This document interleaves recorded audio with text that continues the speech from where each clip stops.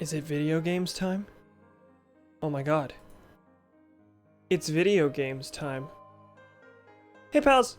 Hey everyone! I'm not on the face cam screen, the full screen, cause that would have ruined the music. Welcome to a video game. It's a video game that comes out tomorrow. That's the epic thing about pre-orders. Sometimes you get the games early. It's real wacky. Do I do pre-orders generally? No. My hand was forced this time. I see we've got a couple people. I see that Partly Awesome did a host. I see Donnie, I see Thomas, I see Partly, I see Ferret, I see Obama Gaming. I see, was there anyone else? No, doesn't look like it. Cool. You went tomorrow by 3, then I'll be playing that game for like 12 hours, maybe more. Understandable. Full disclosure, I will not be going into this completely blind because A, I've played through Super Mario Galaxy 12 million times, that's the main thing, but my brother played it a little bit earlier, and I basically took the controller out of his hands and said, "Gimme that." So, Nintendingle gave it to you because you're an influencer. A, Nintendingle. B, God, I wish. God, I wish I were sponsored. I hate companies. I hate corporations, and Nintendo is one of them. However, how the game feel on Switch? It feels pretty alright. There's a lot of things that, it feels off at first, but there are a couple things that I actually like quite a bit. Played, Super Mario Galaxy 120 stars twice at launch. That's it. Nice. I've played it 120 stores. I went to 120 stores and bought 120 copies of Super Mario Galaxy. Played it 120 stars probably like 4 times. I don't know, and watched my brother play it 120 stars by a franchise and beat each one with 1 star. Just do the Gateway Galaxy once each time.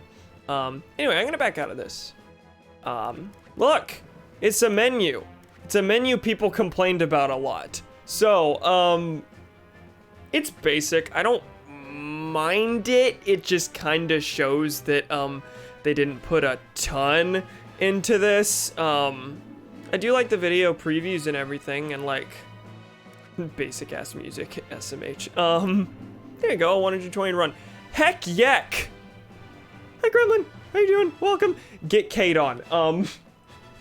I did consider it. We talked about it. But by the time it was actually stream time, I didn't have enough time to actually like adjust things to let me kiss him on the mouth. No. Go ask him. This menu's a bit weird. Yeah, seeing 6 things, oh, hold on. Seeing 6 things is weird. It's weird for a menu to have 6 things. I wanna complain about the soundtracks for a bit, because the soundtrack thing, the fact that you can access the soundtrack of each game just like on the menu like that is really cool. The player is extremely basic and stupid. You cannot see the timestamps, the length of each song. You just hit the button and it does it. There is no shuffle. There's no way to play it in any out of order in any way, shape, or form. And it's kinda dumb. Kind of lame. It's neat that it plays on the menu like this, but yeah.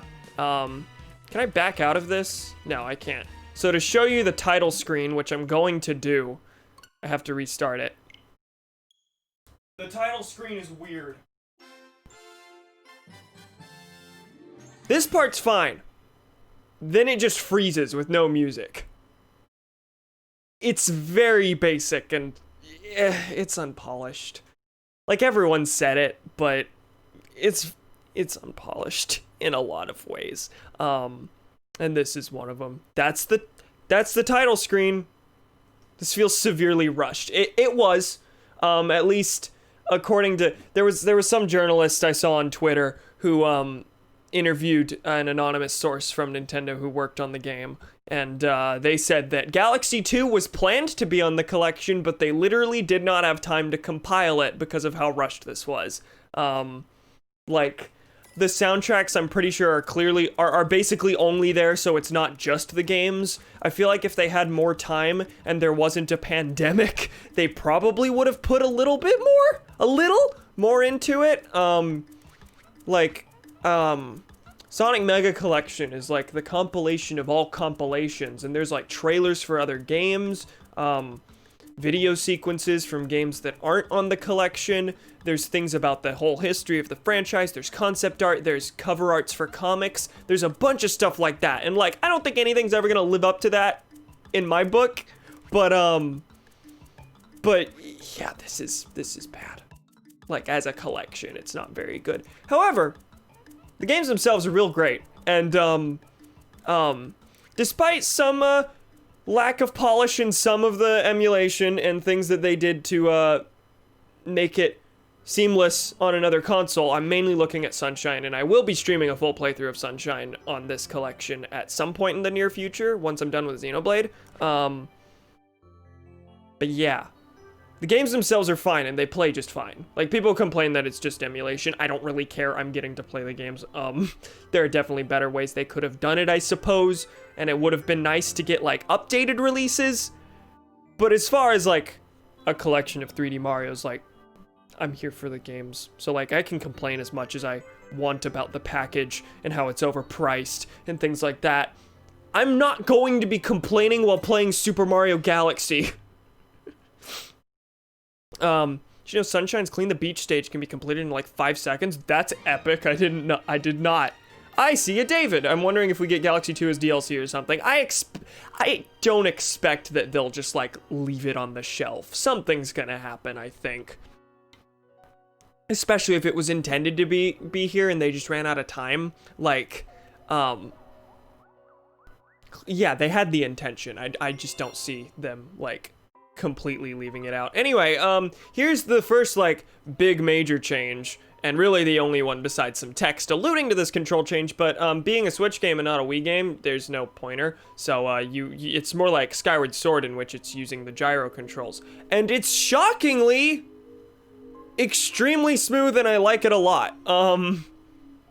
My brother played through Galaxy on my channel a while ago. We did a full playthrough. I was just watching him do it, and he actually didn't like the pointer much at all. Whenever he played this, he said he likes this a lot more. It's an emulation glitch Sunshine fixed like 2 to 3 years ago, maybe more. Nice. Do the backwards long nuts in 60. Long nuts. I think did they patch that out? I know they, at least in the Japanese version, they patched that out. But I don't know if they used the same ROM for this, because historically they it's the Shinjo release of 64 that was an updated re-release in Japan that never came out in the US, and on Virtual Console for the Wii, Japan used that re-release, but the US used the original ROM. Now here they did, you know, make some adjustments to the ROM, so I wouldn't be shocked if they used that re-release. Anyway, let's jump in the video game. Remember, press the button. In Sunshine, whenever they had to change things alluding to specific buttons on the GameCube controller for this ROM, they just cut out what the name of the button was, and it's just an awkward like splice that says, press the button.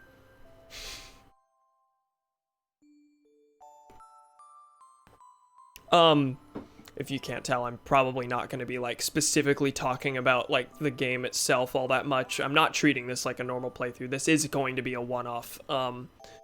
I will stream a playthrough of Mario Galaxy again at some point as Luigi, but that's not an anytime soon thing.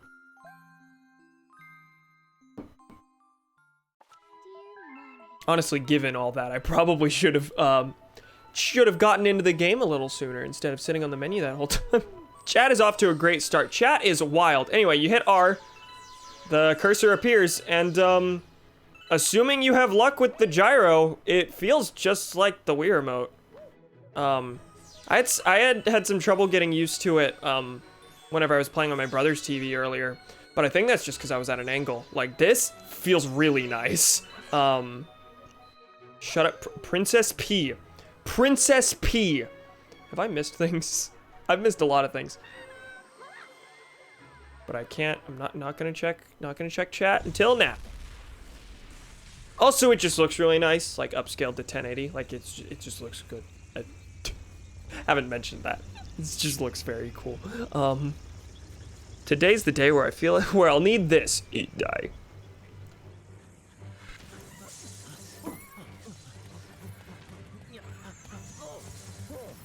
Ligma fucking Chernobyl. What am I?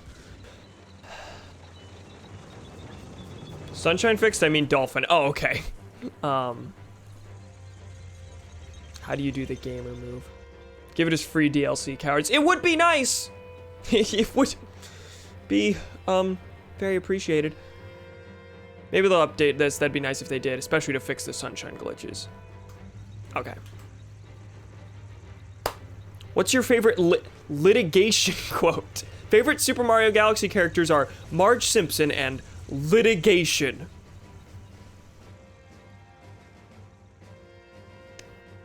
This is off to a great start. This is off to a wonderful start. First time it really struck me, like the upscaled graphics, was seeing Bowser in that specific shot.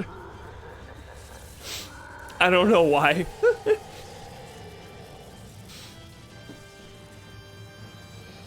Very excited to get to the actual gameplay though, because I did have some trouble getting used to the movement on when I played on my brother's Switch. Not quite sure why, because like ultimately it's the same, and like if you play with the Joy-Cons, it feels the same as a Wiimote and nunchuck essentially. Now it feels fine. I don't know why I was. Maybe it's because I got used to it already, but I don't know. Help me! Anyway, how's it going, my fellow ants inside of trench coats? I don't have a trench coat, so you can tell I'm not ants, right? Those are correlated. Those are linked. Boxcars Jr. Oh god, guys, Peach is about to get bowsed.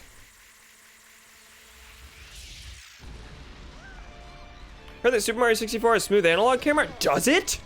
That would be wonderful. This game absolutely doesn't. This game just maps the Wii D-pad onto the right stick. If 64 has smooth analog camera, I would, die? I have my doubts though. But I've only opened it like one time. I've opened each game once, but I haven't like, haven't gotten stars in any of them. One thing I was very curious about that I already tried, and I might switch to this later, just for the giggles, but the idea of playing Galaxy with a Pro controller instead of a Wiimote nunchuck style like split thing, sounds funny to me, because the pointer is still done with motion controls. You do this with the gyro within the Pro controller for the cursor, and it feels shockingly good, but also it feels bizarre to play it like on a traditional controller. I should charge my Pro controller. It's a struggle. Those airships live in Spain without the A. What is this meme? This is the second time you've done this. I live in Spain without the S or the P or the A or the I or the N, and instead it's Nebraska. Oh.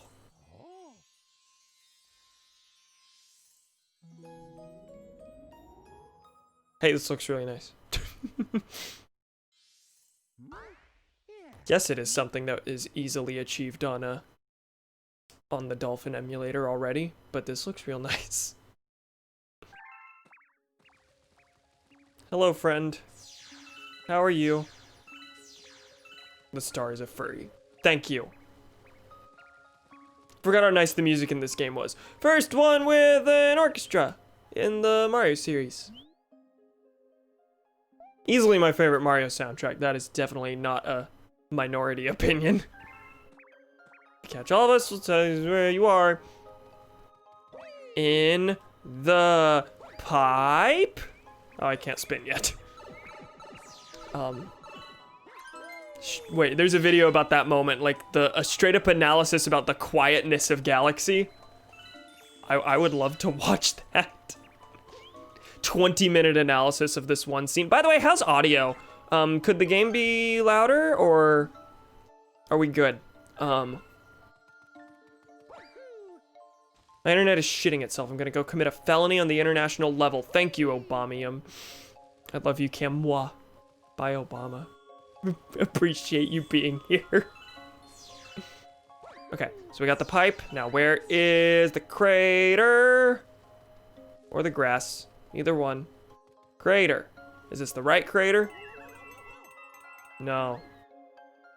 But I saw the correct one. Audio is balanced, as all things should be, Tails. Thank you. Found it, we'll post in the cord. Please do. I will say, for some reason, the gravity, the gravity screw that just happens in this game occasionally on certain angles where, like, you point in one direction and it doesn't quite feel right. That's just, like, a natural consequence of how this game is laid out. It feels a little weirder, on the tiny joystick of the Joy-Con. Like, it's just a little more noticeable. Where's the grass? There we are. Where did he run?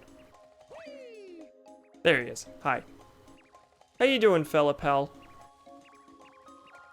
Snapcube did a stream recently where she was blindfolded and her girlfriend was walking her through the game, and this one section took like 50 minutes and then they gave up. They gave up, took the blindfold off to get through this section and then put it back on. Video about the furry stars. Audio good, okay. I am glad. Oh, no, I'm trying to. There we go. Obama commits felonies on stream and sucks Twitch CEO PP to not get. What are you people doing? I've been watching you from here. Okay, here's the thing. Here's a weird thing. Like, just to me, that's kind of like uncanny, is seeing the text specifically at like this high resolution, because the text of course looks perfect, but the rest of them, like, even if they're upscaled, it's ultimately Wii models, so like you can tell it's got age, but the text boxes themselves don't look like that at all. So there's this weird, in my head, like exclusively, this weird disconnect between how the text boxes look and how the rest of the game looks. Is that weird, or is that just me? You can also spin with Y. That is one thing about the port that I was going to mention, is that now you can spin with the push of a button instead of just the shaking. Guess what I'll probably never do, just by force of habit? Like, if I was on the Pro controller, that would be more convenient, but this just feels like a Wiimote and nunchuck, so like, what's the point? Granted, it does kind of misalign my cursor. The 2D elements are super sharp. Yeah, it's really noticeable in 64 because they did upscale the 2D, any 2D elements and certain textures, but like the models themselves weren't upscaled nearly as highly, or at least as noticeably. So like, yeah, the 2D elements will be extremely sharp, but the rest will be like, it's just a higher quality 64 game. Models are actually pretty good for Wii TBH. Oh, absolutely. The graphics in this game really, I mean, for the most part, I wouldn't say need much of a touch-up. Even looking at it in 480p, like, it looks extremely good. I love the graphics in this game. Stylistically, this is easily my favorite Mario, graphically. Anyway, that's done. Damn, muscle memory keeps getting me killed in Twilight Princess, so if we can't spin by shaking, I'm dead. I did that with the push of a button. I did that with the push of a button. And like, really, in all honesty, it shouldn't be that hard to get used to. I just don't need to get used to it because the other option's there, but like, if that was the only option, I wouldn't complain too much.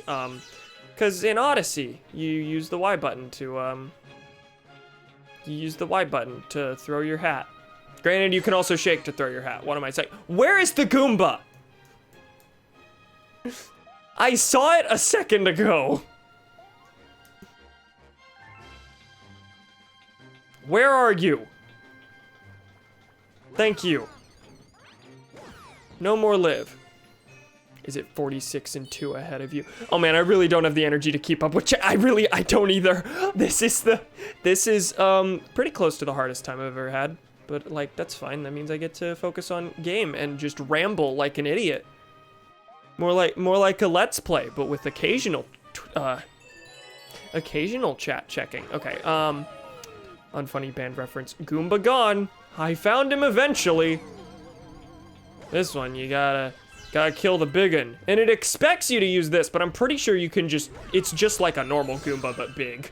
Yeah, you can just spin directly into it.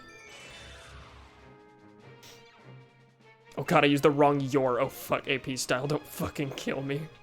Chat has extra ADHD today. I know you don't mean anything by it, but could we avoid in chat using like actual medical things as like just casual descriptors? Because that could be construed as casual ableism. Wow, Thomas, you're really oh, okay, sorry about don't worry. Don't worry. You're using the Grand Star to power that awful machine. It looks like it's making something. What was I gonna say? Did we ever find out what this was for? Like, it's, okay.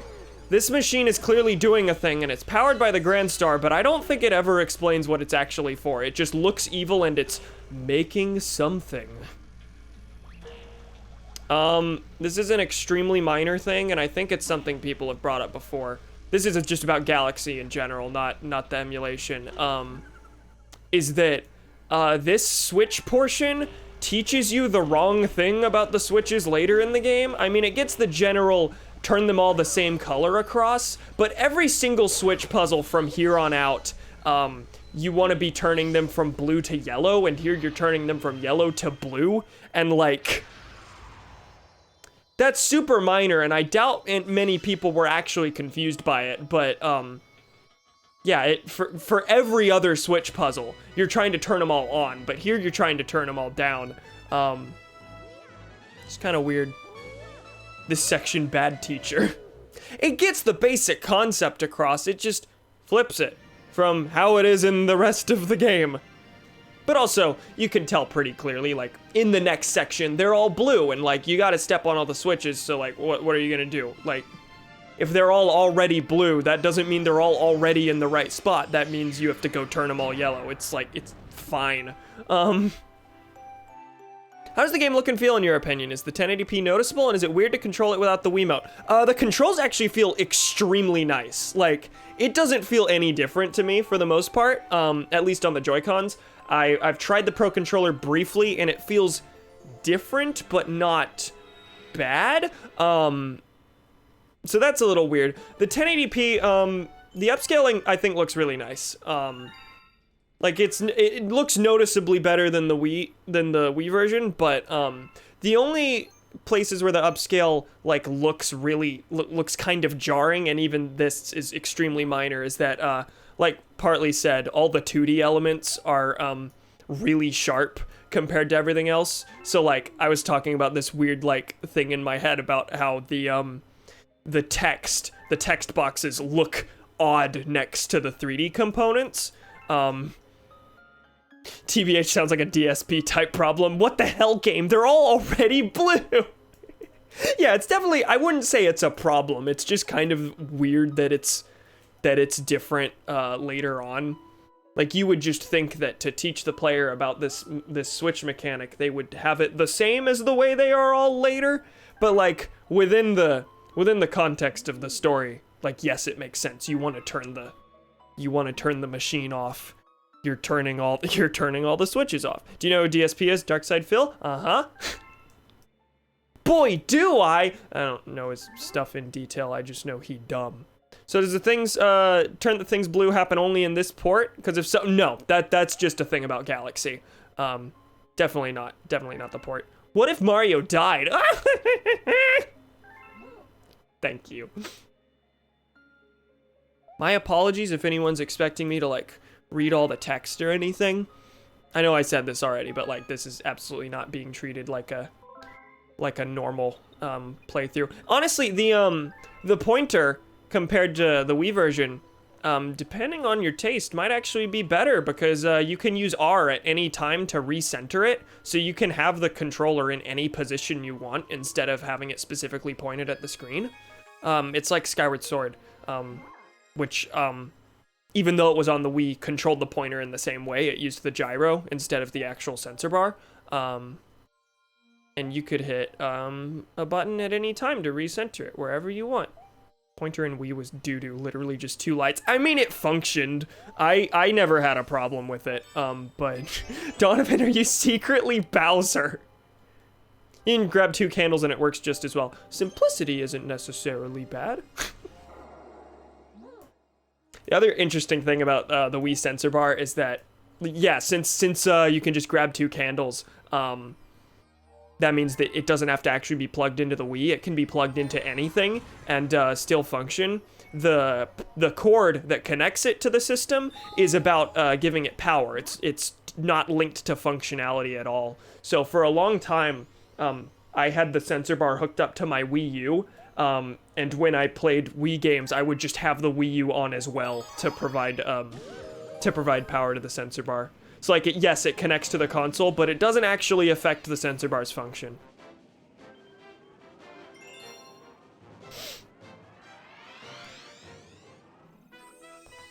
I am not a sexual god. What was great is the sensor bar didn't do any fucking sensing. It literally is just a light. So the other thing I was gonna bring up is that, yeah, the gyro as pointer works pretty well, at least in my experience right now. Look, I shot the thing. I almost never used the ability to shoot star bits. It is weird using a shoulder button for that. It just feels kind of weird. You use ZR in this game, which is bizarre that it feels weird because, in the Wii version, the B button was just a trigger on the back of the right controller. Like in position-wise, they are in the same spot. But for some reason, it feels a little weird to use that as the shooty button. Let's do the thing. No, I don't need you, Luma. Okay. Gamepad also works as it does?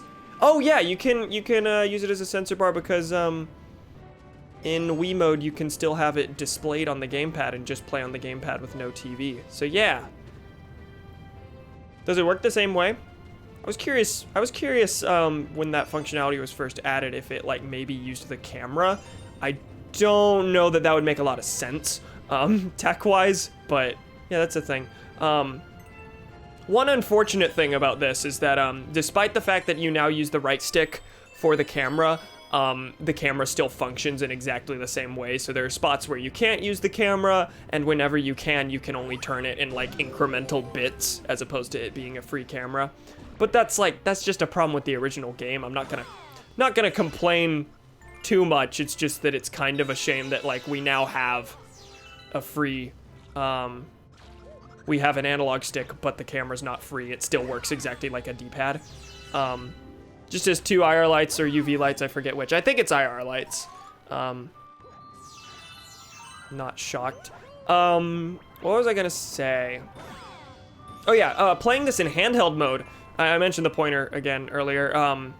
Playing this in handheld mode, you use the touch screen as the pointer, and that actually feels pretty nice. I did do it for a bit, but it also is extremely awkward in that you need to basically take your right hand off the controls to use it. So whereas it's kind of designed for you to be able to just point as you're doing things, that functionality just really isn't there anymore with the touchscreen. You have to stop and say, I'm going to collect these star bits. It has to be a much more deliberate thing, whereas here, it's pretty clearly designed to be like a subconscious, oh, there are star bits over there, I'm just gonna point the thing while I'm still controlling other things. You can't do that on the touchscreen. Can you not use gyro in handheld? No, you can't. It's completely disabled. Which is strange. Very bizarre. Which also means you can't shake to spin. You have to use the button. Just an odd one. I guess I don't need to be going after star bits that much. given that this won't be a full playthrough. No, I'll probably keep playing this file on my own time. Eventually, I gotta unlock Luigi so I can stream a Luigi playthrough. That sucks. Like, why? I get it. Yeah, as an option, but like, yeah, it's kind of bizarre. Like, why take away the feature? Like, the touchscreen's nice and all. It didn't need to be a replacement. I guess there's just the concerns of like, oh yeah, you're having to tilt the whole system to use your pointer. My copy's coming tomorrow, so I'm not gonna be able to focus in class. Oddly enough, this was one of my better days as far as focusing in class lately. Despite the fact that this came in like midday and all I could think about was, I want to play this. Oh, gee willikers. That's mildly embarrassing, but shh, it's fine. It's fine.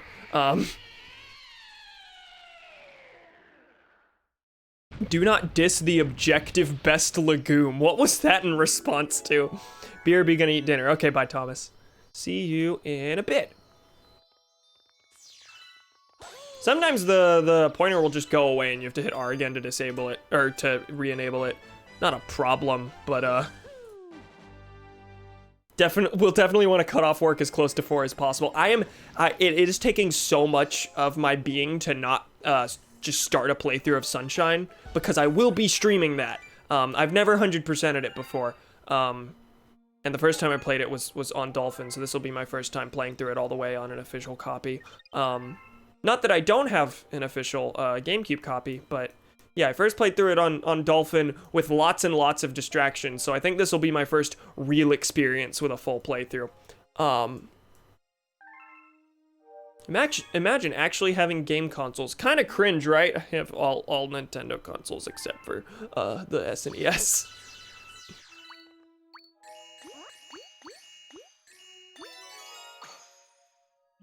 That took a lot more like focus to keep the pointer on the Luma, just because the Joy-Con is so much lighter than the Wiimote.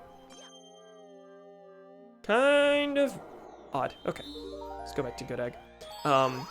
Normally I'd like finish every star of a level before moving on to another one, but like obviously this isn't like a full playthrough. This is just gonna be, I go until I'm bored, which will be never. This will be a 5-hour stream, so I think I'm just gonna do as much hopping around between levels as possible. I will not be 100%ing Sunshine when I play it on stream. I'll do 96 but not 120. That's fair. That's fair. I'm just an idiot. I've never gotten all the blue coins, so that's gonna be fun. It would have been nice if they did add like a proper blue coin counter and a way to check how many blue coins you have in a specific area in the re-release. But you know, it's just an emulated port, so whatever. I'm hoping to grab a copy when the store's open tomorrow. Hopefully not all sold out. Yeah. I made an exception to my usual rule and simply pre-ordered it.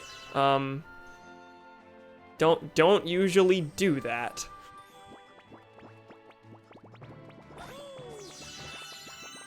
Okay, that's right. The launch star here is over here. I missed that, God forbid. I'm trying to make myself use the shooty bit, because I never do, but like, most blue coins are obvious or in episode 8, but it still sucks, yeah. If you're in handheld mode, you could just tap them directly.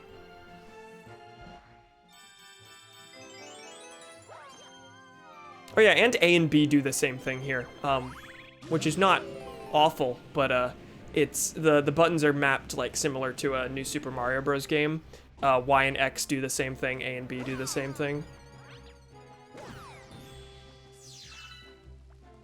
Oh, I need to be getting as many star bits as possible because there's a hungry Luma here. That's the mission.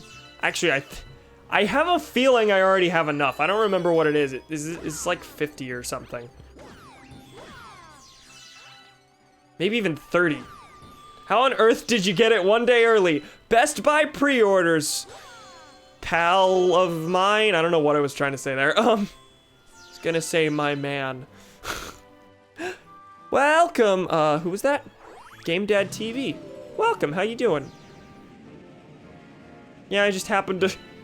Digital pre-orders suck, this is fair. This is fair. Hi, we can download the game for you early, you just can't play it yet. Doesn't happen with a physical copy. There's one point in the war. Digital pre-orders are the worst thing invented. I don't know, I feel like eugenics might be up there, but, you know, where's the... I forget where the Luma actually is. I thought it was on this planet, but no, this is just a spot to get more star bits. And I absolutely already have enough. I don't need like 200. That's right, it's on the egg planet. Is it worth it? Never played Galaxy or Sunshine, but my son needs to experience 64. Honestly, if you've never played these, if this is like a sorry, what the hell? If this is a new introduction to any of the games, I'd say yeah, probably. But yeah, as a package, I do think it's a little overpriced. But I wouldn't say that like you'll be disappointed that you spent that much if they're new games to you. Plus, copy of Sunshine. Oh, it is 100. A copy of Sunshine goes for like 60 at minimum. Online, so honestly, monetarily, barring emulation, it is a good deal. It's just a bad deal when given by the publisher themselves. Like Sunshine for $20 per capita, real good deal. If Nintendo's the one doing it and it's a re-release, I would prefer it be like $15, but yeah, the only legal way to play Sunshine otherwise is to get it on GameCube, and you're gonna have to pay pay basically for a full price game.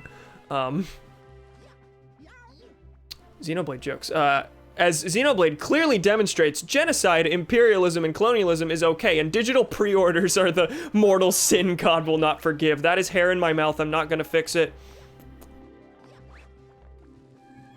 Okay, that was gross, I'm sorry. Wait, God didn't forgive Shulk for genociding all this Telethia? Damn, I missed that.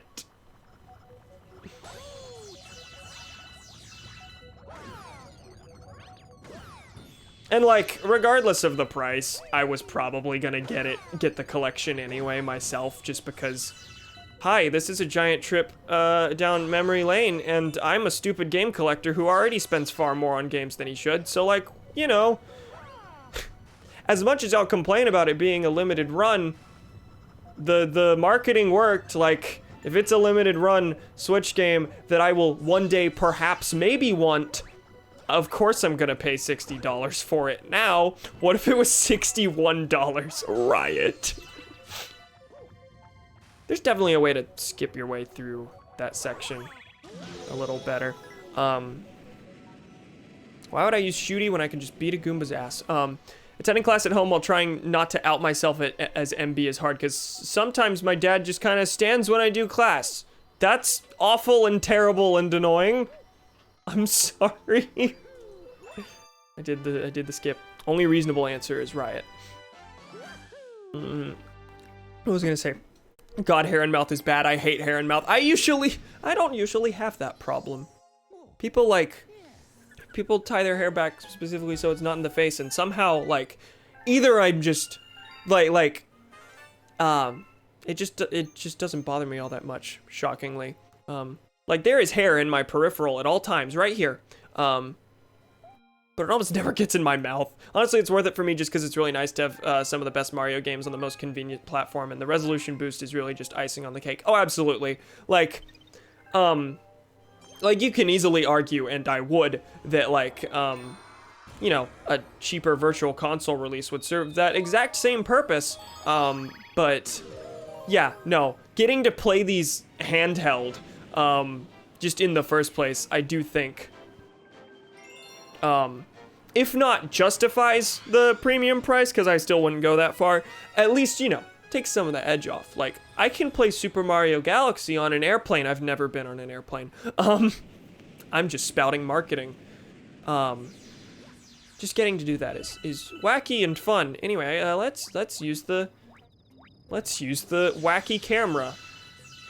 Honestly, if other companies weren't offering better deals for their emulators, I think it'd be an okay price for it. That's fair. That's fair. One of the big things is just that, the Master Chief Collection is what, 40?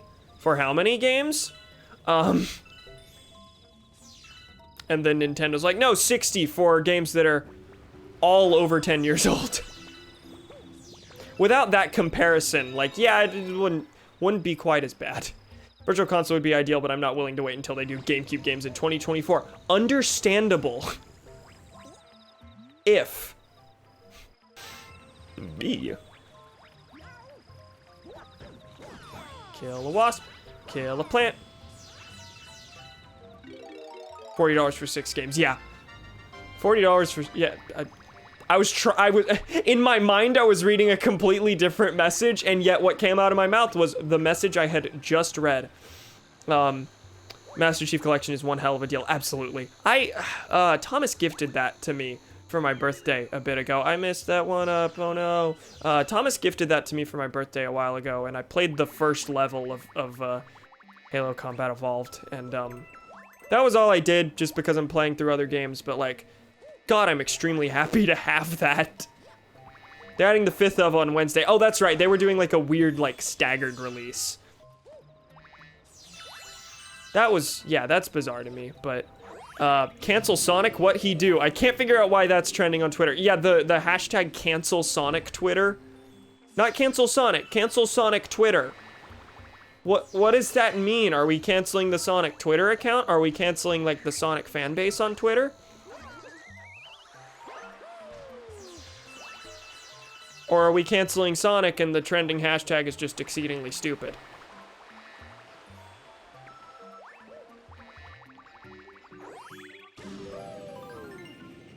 One plus remaster, 2 plus remaster, 3 ODST, 4 in Reach. That's right. That's right. That's every Halo game except like the one RTS? I don't remember what that's called. And then 5 in Infinite, right? One of those isn't even good, right? The strategy game is like notoriously bad or something. Between each release, they've been hosting betas and multiplayer fights to test if it works. Okay, Halo Wars, that's it.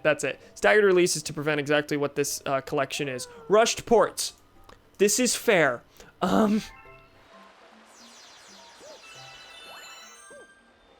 Yeah, I feel like I'm complaining now, and you know, complaining I had to pay as much as I did. But it's one of those things that, like, once it's actually in your hands and you're playing the games, you kind of, I feel like you're kind of going to be able to just forget all the complaints that you might have about it. And, like, yeah, I'm not, most of what's bad here is, like, bad business practices and a kind of lackluster collection package. But, you know, collection packages are often like novelty that you look at the start, and then afterward you play the games. 5 might come to Master Chief Collection because that just seems like a thing they do. Yeah, especially since they're about to release a new one. 5 and Infinite aren't included. Yeah. Can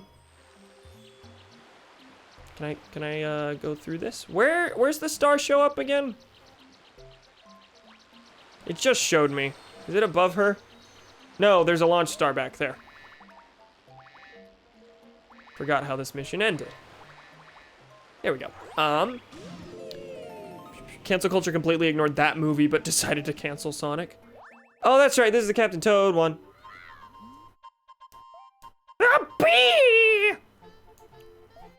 Not gonna curse you with my Toad voice. Not today.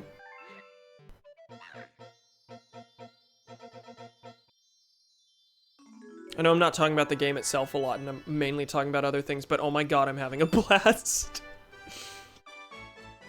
And there's the whole, like, what was I gonna say? I'm gonna read chat instead. I feel like a large part of the price is Nintendo demanding consistency in their price of ports / remakes, and Mario is their biggest cash cow of them all. Yeah, understandable. Soon, TM. I feel like I missed a thing. Back. Welcome back, Thomas. Ooh, are we talking about Master Chief Collection? We mainly brought it up in the context of, this game's this collection's price being bad, almost specifically because other companies do similar collections for a much better deal. Here's the thing. We can complain about the price point all we want. And it's bad and predatory in the limit. Well, I wouldn't say the price is predatory necessarily, but the limited release, predatory. A lot of the things about this collection from a business standpoint, annoying, bad, anti-consumer. However, I did buy it, and almost everyone in chat here also bought it. And that's annoying because that means that this works. I'm not saying I regret my purchase, of course not, but also, as much as I'm faulting them for all these things, it works. It works. Doing the bad works. The limited release, you know what it did? It made me pre-order a video game. You know what I never do? Yeah, mood.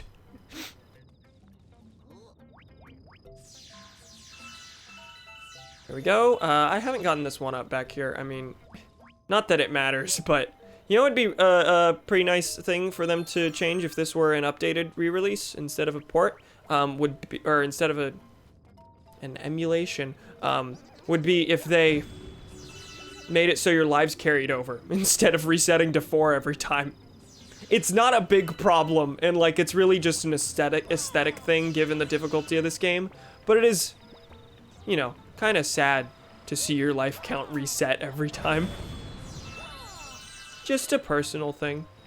Like, this wasn't a choice buy. This was just a thing I was yeah, no, exactly. Like, I woke up, watched the direct, and I was like, oh, I guess I'm spending $60 today. I didn't want to or expect to. I still spent it.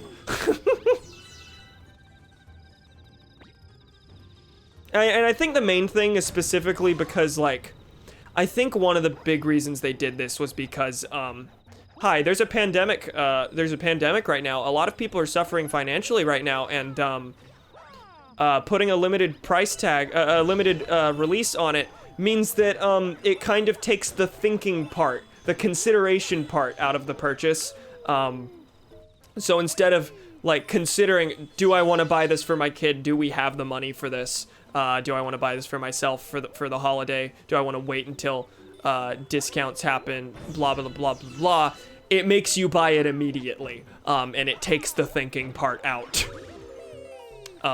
Which is, yeah, predatory, not good. I don't like it.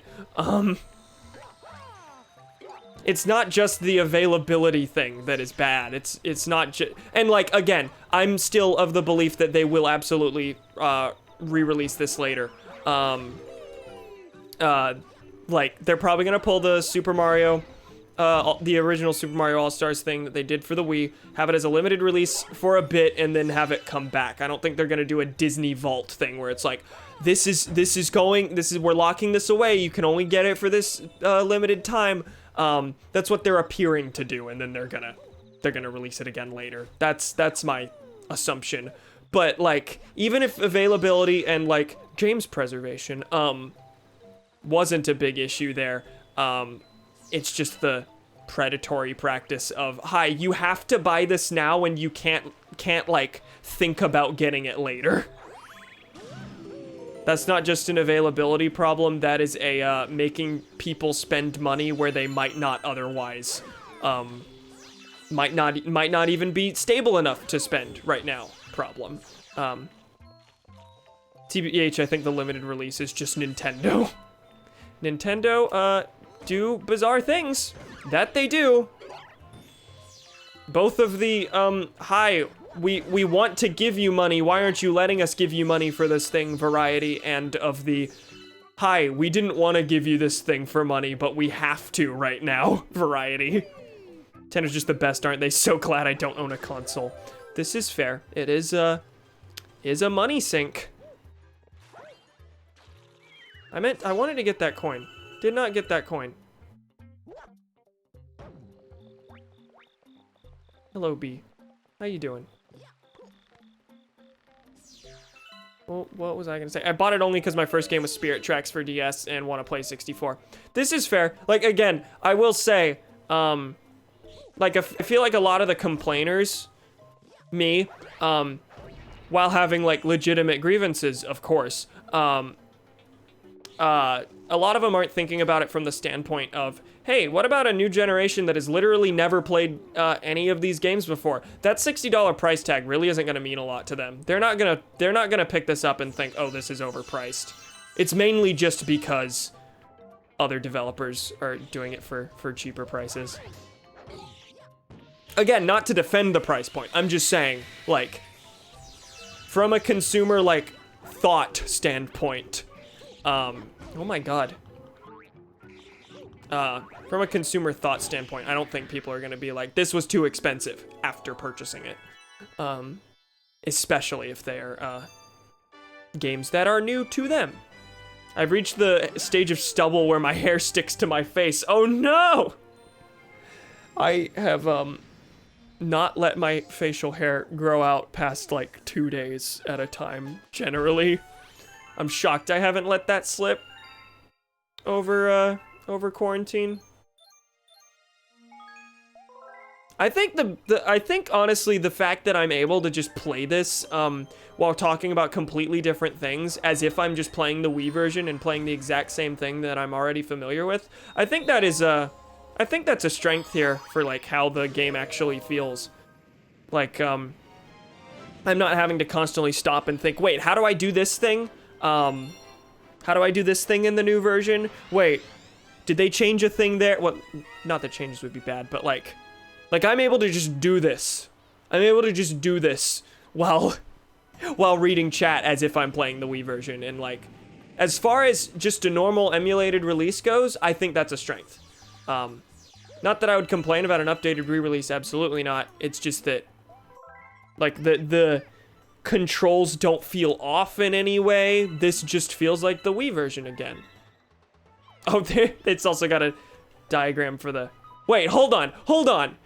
For the handheld version, they want you to hold it up. But for the Joy-Cons, they want you to hold it like this. Wait, on the handheld version, do you control it like... You control it like it's Mario Kart. You do this for the handheld version. Okay. Cam, can you get Cade in here for the Toxic Balloon Galaxy? No, I'm gonna show you how the Toxic Balloon Galaxy is done.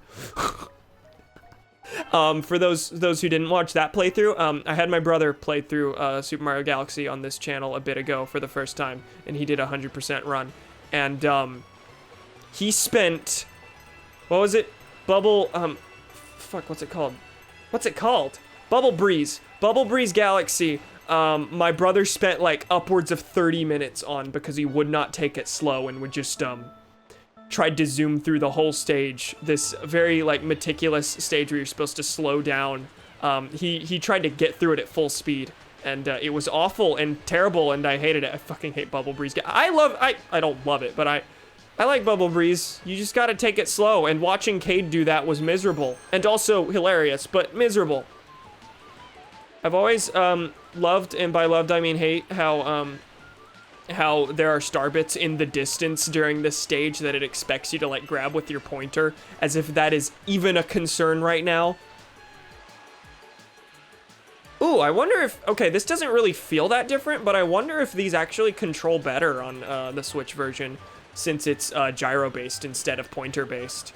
Well, that wouldn't be pointer-based, that would be Wii Motion Control-based. But like this is an actual proper gyro sensor, unlike the Wii Remote. This controls far more like a Wii Motion Plus than a Wii Remote does. It controls more like a Wii Motion Plus than the Wii Remote does. It controls more like a Wii Motion Plus than it does a Wii Remote. So, motion-wise, it might actually be a lot more accurate. Surely this feels better than Wii. Wii Gyro was dreadful. Yeah, that felt really good. I see Fallout talk and Elder Scrolls talk. I fucking hate Bubble Breeze. Playing this level after Skyward Sword is good because it's just Loftwing controls. Loftwing controls a lot better though. It's a good thing we can't target specific people with Cambot. That'd be too much power for any mortal. That would have the potential for harassment.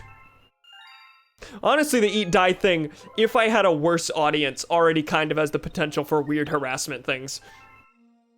Back got juice. This port shows that Skyward Sword can work on the Switch. Oh, Skyward Sword can absolutely work on the Switch. It'd just be a matter of if handheld worked properly. Of how to get handheld to work properly. Like, there's basically no doubt in my mind that, Eat Die, God Save the Camp. That didn't work. Like, there's no doubt in my mind that they are working on a Skyward Sword HD. I'm just curious how they would handle handheld mode if they bothered with it. Because the Joy-Cons, like, are perfect for that. The Joy-Cons are basically a Wii Remote and Nunchuck, and I'm kind of shocked there haven't been, like, there's been this big focus on Wii U ports. I'm shocked there hasn't been a focus on Wii ports, because this just feels like a Wiimote and Nunchuck, and it's perfect. And from the very from when the Switch first came out, I was saying, you know, I wouldn't be shocked if they did a Galaxy HD, because like even if Galaxy is aged the best, I think out of the first three Mario's, 3D Mario's, I think it would be the best suited for a remake on the Switch. To be fair, there are already handheld-only games on the Switch. Or wait, what are you referring to?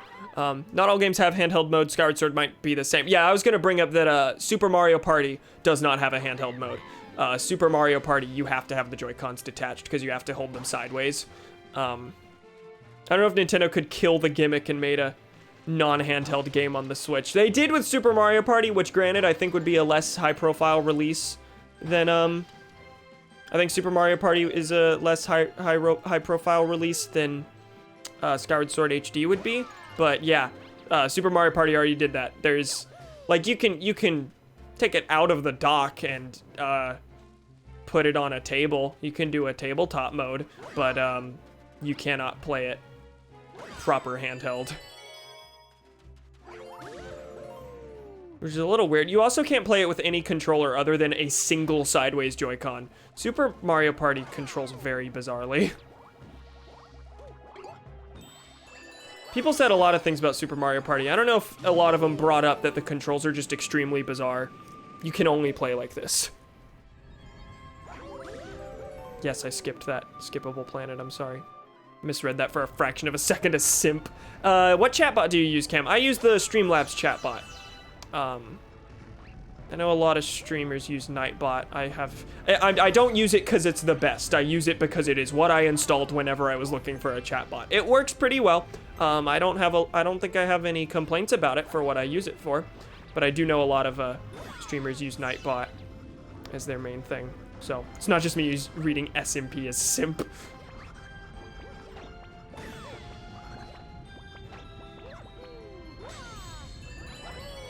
Okay, I hate Nightbot SMH. Well, there are other options. We're almost to King Caliente. This stage is longer than I remember. Wait, what's the difference? I don't know. Don't ask me. Bye, Toad, I'm ignoring you. Going for speed here. That didn't work. That one worked. I love the King Caliente boss fight. Does this game have any bad bosses? I think the most annoying one might be, well, Bouldergeist is rough.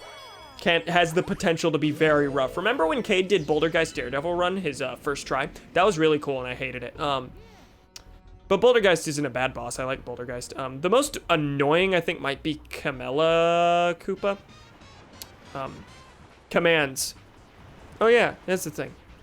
I forgot that was even a thing you could do on the chatbot. Page 0 out of 0. Sure would be cool if that didn't have to show up. Love Bouldergeist. Never beat Bouldergeist. Damn. I'm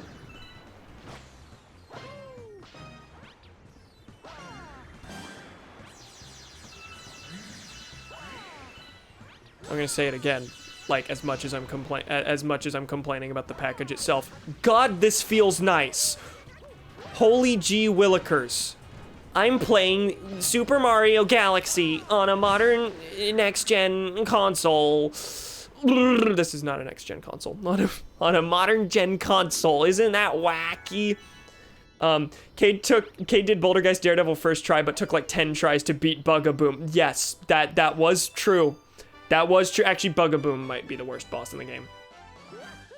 Bugaboom's just lame. Bugaboom's reuse in Galaxy 2 was also lame because it was just the same boss, but you used the Cloud Flower. However, I think it's better to fight in Galaxy 2. Reminder that until tomorrow, you can only play this game in HD on an emulator. Yep. I don't have a PC, LMAO. There's a Hungry Loom. I don't know how much it needs. Cade played through this game in a weirdly methodical way for his first time with the game. He did the thing where he got every star in a single galaxy before ever moving on to the next one. So he had like 14 stars by the time he got to Bowser here. But also, he did none of the Hungry Lumas until the very end. His last set of like 8 levels were just all the Hungry Lumas in a row. So he never spent any star bits until spending all of them at once at the end. Bugaboom takes like 15 seconds to beat. Bugaboom I either beat extremely easily or it takes me forever. That's what I do, and I do all the Hungry Lumas, but I skipped Bouldergeist. What's the farthest you've gotten in this game? Out of curiosity, like star-wise.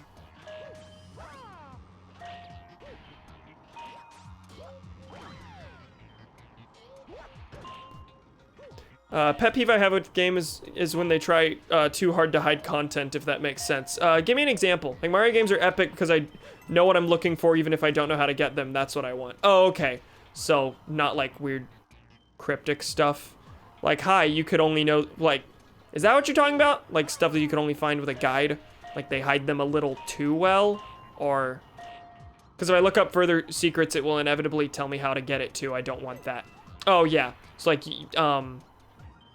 there aren't like weird secret collectibles that have to. I was thinking Pathologic in most RPGs. That's fair. Pathologic is like that a lot. Pathologic is also a game that thrives on making you mad. So, those some frame drops, or is that on my end? That's on my end, and it's happening more. That's fine. That's fine. Hey, could you stop that? Hey, could you stop that? Oh, God. I'll take this time to read some chat. I unlocked the next Bowser stage. It's showing no signs of stopping. Okay,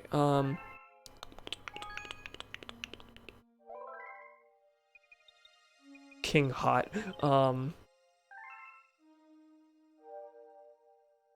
Stream got angry. Is it still going? Are we stable now? I got like 2 minutes of frame drops. Yeah. That was definitely 953. And then 0 for several hours. What was I gonna say? What was I gonna say? It looks like it stopped. It's stable now, I think. It just started as soon as I read that. I don't want to have to end the stream and then start it up again. That would be frustrating and annoying to do. But it looks like that's what I'm gonna have to do. Let me get through bits of chat. I don't know if Pathologic 2 has that same problem. Since Pathologic 2 is just a more polished version, I might just do that. Yeah, if you're like getting fed up with Pathologic 1, I would say you're pretty fair to move on to the next one. To move on to 2, since you don't have to play the first one to do 2. But yeah, I don't know if 2 has that same problem. I've never played Pathologic 2. Stream got sick of our BS. It looks like it stopped again. I'm gonna go for Bowser, and you're going to scream at me if things get bad again. And if we have problems during this level, like a bunch of problems during this level, then I will end the stream temporarily and restart the router and come back. And hope to God everyone sticks around for like the 5 minutes it takes me to fix that. Mega Legs Moon, Bowser Jr.'s robot reactor. How's everyone doing?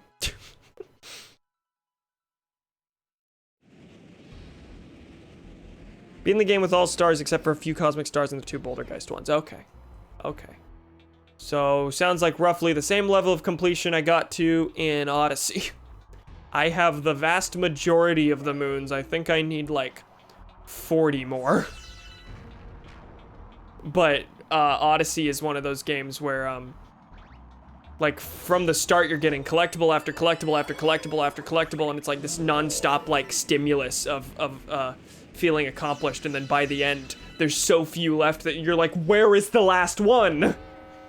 Like the blue coins, kinda.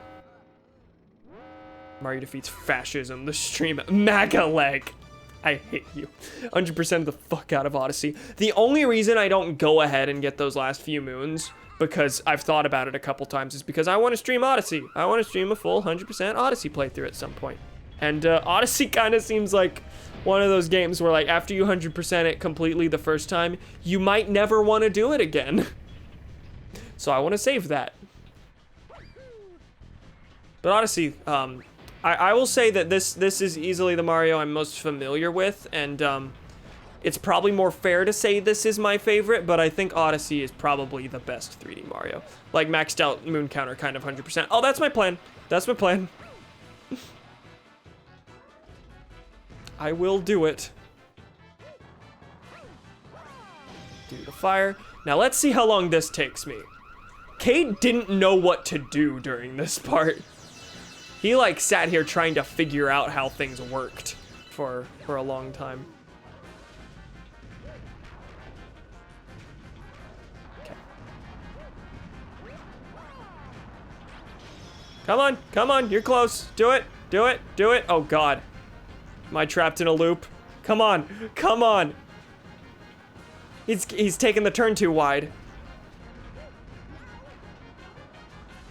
Will I get it? Yes, okay.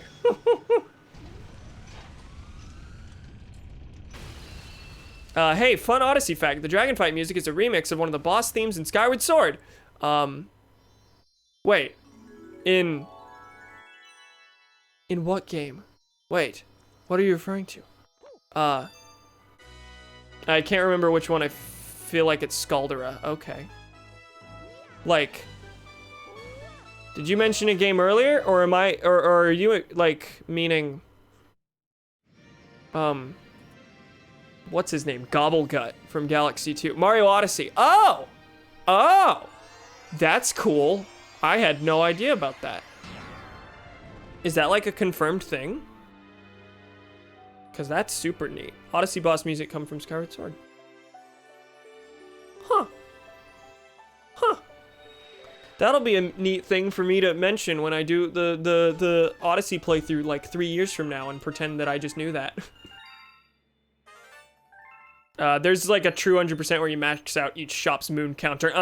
But all that is coin grinding. Yeah.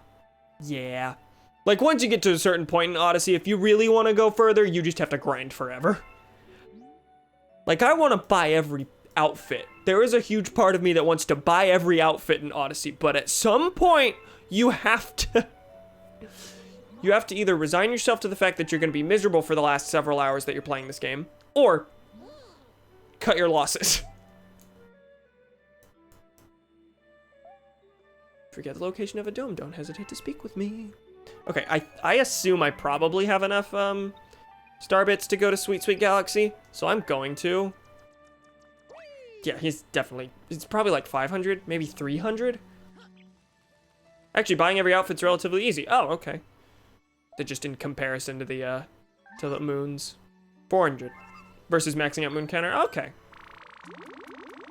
That's good. Good thing I'll do both, probably. Nintendo hasn't confirmed it. But if you take the two songs, they're basically the same, minus the bit where you have Scaldera Vulnerable. That's real neat. I think the closest we've ever gotten to that is where is like a Zelda jingle literally playing in Mario 3D Land in one of the levels. Like the but like actually using like remixed Zelda music in a Mario, that's really neat. What a chungus. Moon Jesus. There's a church on the moon. There is Moon Jesus. TBH, it does turn into a little bit of a grind at the end, but it's not too bad. Part of the grind is definitely that if you've reached the point where there's like it's really hard. Wow, I'm good at video games.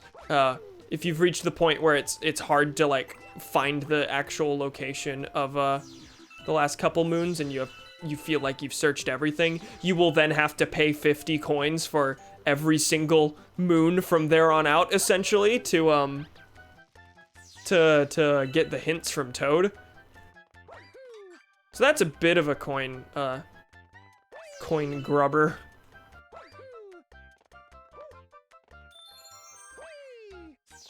I remember this level was extremely hard for me as a kid. Now it's just like, well, okay, this is mildly more difficult platforming than we've had so far, but it's still extremely basic platforming.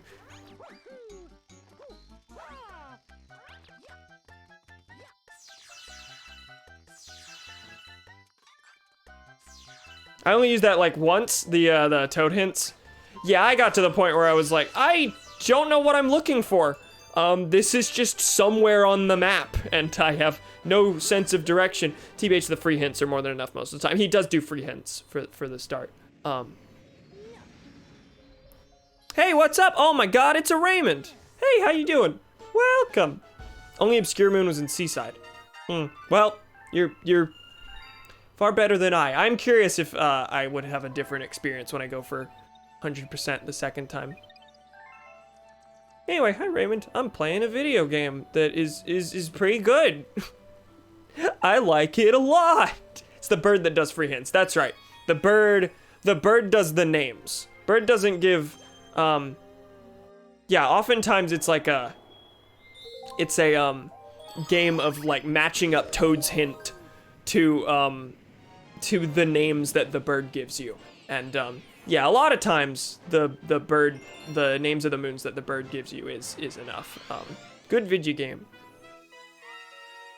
We did a lot of complaining earlier in the stream about like Nintendo anti-consumer practices and how like as a package this collection is kind of lackluster. However, I'm having the time of my life revisiting Super Mario Galaxy, so right now it's pretty much all positivity now. This is the Bugaboom one, so that might change.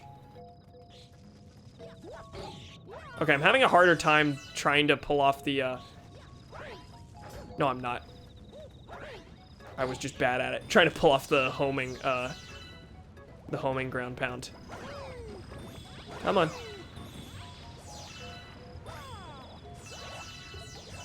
So you need to take this, and then this will take you somewhere, and I kind of forget which way you're supposed to go here. Are you basically taking the, No.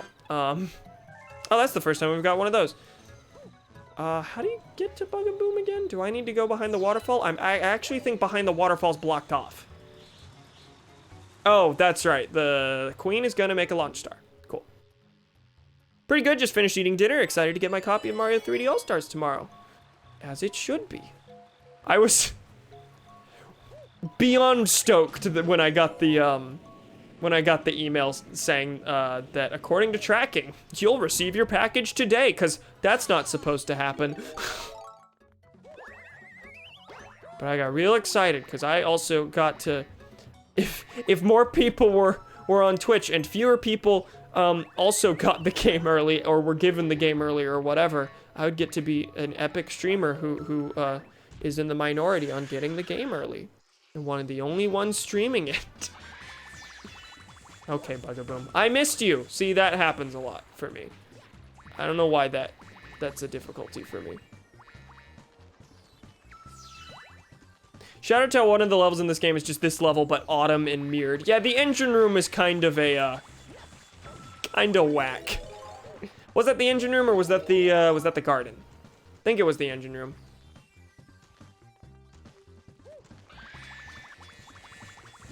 I forget if the engine room or the garden had more rip-offs, because one of the domes is almost exclusively rip-offs. I think it's the engine room. There are certainly rip-offs in the garden, but, yeah. It is just this again. A little bizarre. God, why do I have difficulty with that? Still don't get the logic of making this a limited time release, though. Only benefits the scalpers. Because it also makes people like me who never pre-order video games ever harshly consider pre-ordering games and then pre-ordering the game.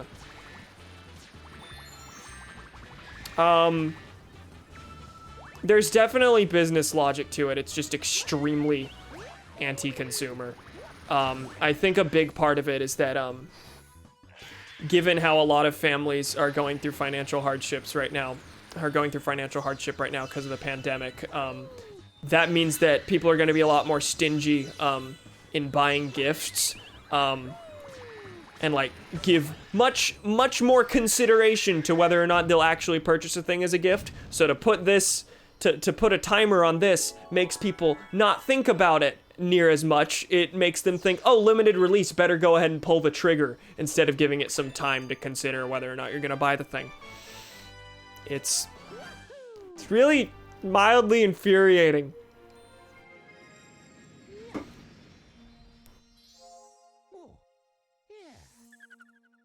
Also, I don't know why this just entered my head again, and I've already talked about it. I talked about it at the start of the stream, but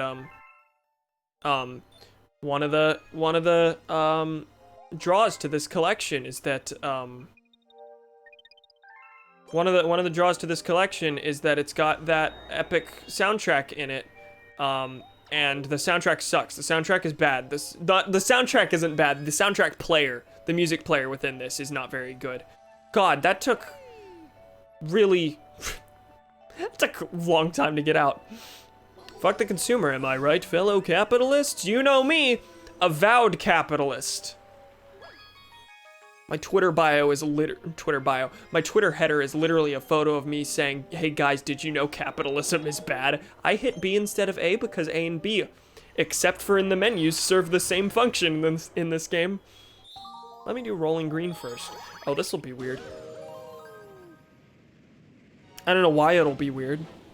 This just acts like a better Wii remote, but, you know. Is the bug shitting bombs now? It was, yes.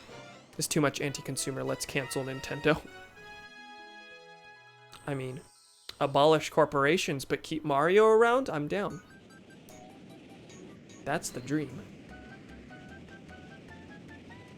Yeah, no, I am shocked at how well the pointer works. I've said this a bunch of times, but, one of my only real reservations about being able to play Galaxy on the Switch was whether or not the pointer would feel nice, with it just being gyro control instead of having an actual sensor. But no, it feels real good. It feels real good, as long as you have it calibrated properly.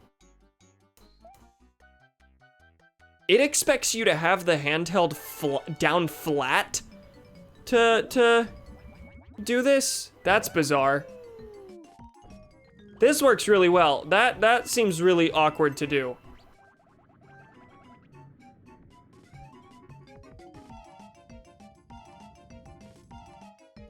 Wait. In handheld yeah, what the hell was that? Super Monkey Ball.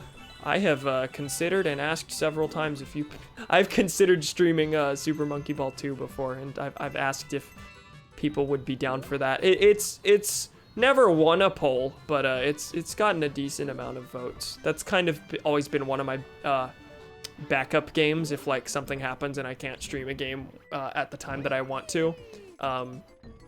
Monkey Ball 2 is on that list. Makes sense. Still don't approve of the practice. Me too. That's exactly where I'm at. Like, oh, from a business perspective, like this is absolutely a really smart move to make people think, oh, you're not going to be able to get this soon, to make sure everyone buys it as soon as possible, and more people buy it in advance of the holiday season than would otherwise, especially because I'm almost certain they're going to re-release it later like they did with the Wii All-Stars. It's just extremely anti-consumer. I said this earlier, but like, as much as I'm condemning this practice and I hate it, I hate it to the moon and back, and it's extremely anti-consumer, guess who bought the game anyway? Guess who broke his rule about pre-ordering games? It works. Wait, look, guys, look, the earth is flat. Look, guys, we found the edge. Super Monkey Ball, good game. Deluxe is 1+2. Wait, what's that referring to? Is there a Monkey Ball compilation? A 1+2? I'm so glad the free market allows for consumers to make smart, informed decisions on products that are worth spending on, and that the market's natural competitiveness it helps encourage innovation. Wow, that was hard to read. Bruh. Cannot believe that you're expected to hold it flat in handheld mode. That's just bizarre. Like, okay, I'm glad to be able to play this game in handheld. Like, being able to play this in the car is just... That means the world to me. That just sounds so diddly darn good. Playing it docked will obviously always be the superior experience because it's much more like playing it on a Wii. Whereas in handheld, you have to use the touch screen to use the pointer and things like that. Imagine playing through the previous level with Joy-Con drift. Oh god. Oh god. Well, Joy-Con drift affects the joystick, so that wouldn't affect anything, right? Or am I wrong about what the nature of Joy-Con drift actually is? Super Monkey Ball Deluxe released on the Xbox and PS2 and is a compilation of 1 and 2 as one game. I didn't know that existed. That's neat. I would stream that if I had the consoles to do so. Yeah, I'm sending in my Joy-Cons tonight. I'll have to wait to play Galaxy. My brother did that trick that I've vaguely read about, but don't actually know in detail, where like you peel back the joystick cover and like clean the underside with a Q-tip, and that fixed his Joy-Cons. He was complaining about drift for the longest time and wanted to get new Joy-Cons, and he was able to fix it like that. Joy-Con drift also affects the buttons? How? What? What's going on with that? Basically means your Joy-Cons drift on their own. Oh, I that's what I was 90% sure it was. But then there was the implication that it affected gyro, and that sounded completely terrible and awful. Not that the joystick not working doesn't. I have experienced Joy-Con drift. I've just... For right now, I'm not having an issue, thankfully. But yeah, I've definitely experienced my share of Joy-Con drift. It's just that I almost exclusively use the Pro Controller these days. Only reason I'm not right now is because this is a Wii game, and this feels like the Wiimote and Nunchuck. Did I miss something? Yeah, how does it affect the buttons? Wow, that was hard to read. I'm sorry. No, I'm just incompetent. Speech is very difficult. I was playing Link's Awakening handheld version. Link just started shooting arrows without me touching anything. Cool. Cool. I don't know if I'd attribute that to drift necessarily, but oh my god. Like, I guess it would be the same, like, sort of sync issue. That's awful and terrible and annoying. I'm glad you're getting them fixed. Because gee willikers Wally. If the Xbox One could play the Super Monkey Ball Collection, I would love to stream it. Wait, there's a Super Monkey Ball Collection? I think he's referring to the, to just Deluxe 1 and 2. I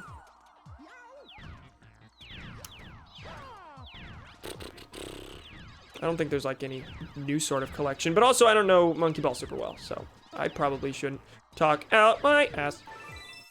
Guess is drift or my game glitched, yeah. This is why consoles should have a system option to affect dead zone. That would be neat. It'd also make no sense to most consumers. Super Give Me Eat Orange Collection. Excuse me? Deluxe is Xbox Original and PS2. Yeah. I think that's why he said if the Xbox One could play it. Because it doesn't have that backwards compatibility, right? Give Me Eat Orange Collection. Thomas, what is the joke? What is it? Fucking tell me, I dare you. Give me orange, me eat, give me you. Why do they call it oven when you out hot, cold, hot eat the food? I don't know the specific text of that Garfield meme, but it's my favorite image. Seems a prankster comet has appeared somewhere. That's a red one, so that is a, is that a Speedy comet? Are Daredevils red? Daredevil's white. I think that's the Speedy comet for Good Egg. Am I wrong? We'll find out. Gonna piss out my own ass. Wait, Deluxe isn't compatible? I don't know. Does the Xbox One have compatibility with the original Xbox? I didn't know that. I just kind of assumed no. Why do they call it oven when you of in the cold food, of out the cold eat the food? Sonic, what the fuck are you talking about?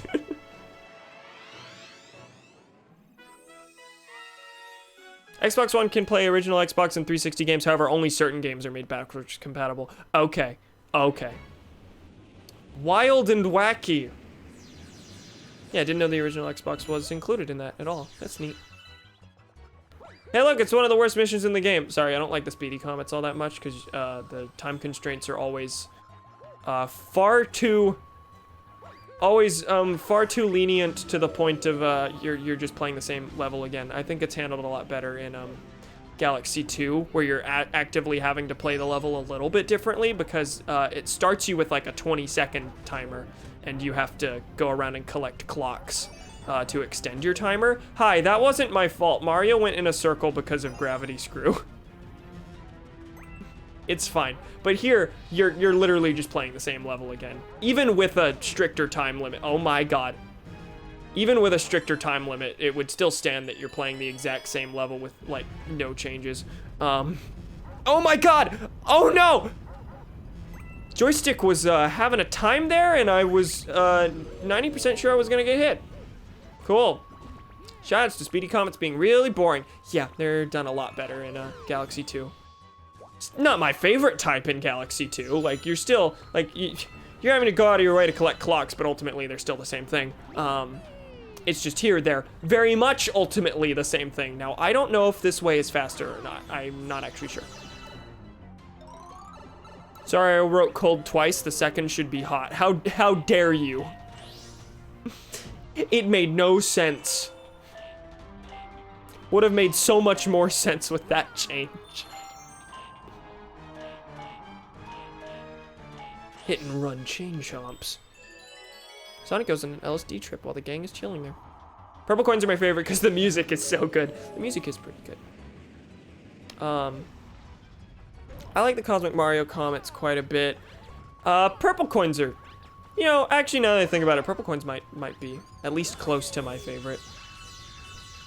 Okay, there's Speedy Comets, which suck. There's Purple Comets. There's Daredevil Comets, which are stressful, but they're mostly good. And most of the time you don't have to go through a whole level like that. It's just a boss fight. Fast Foe, which is used exactly once in the game and isn't really that good, but it does make you play the level differently. And then there's something else. There's something else, I think. Cosmic Mario, I already mentioned.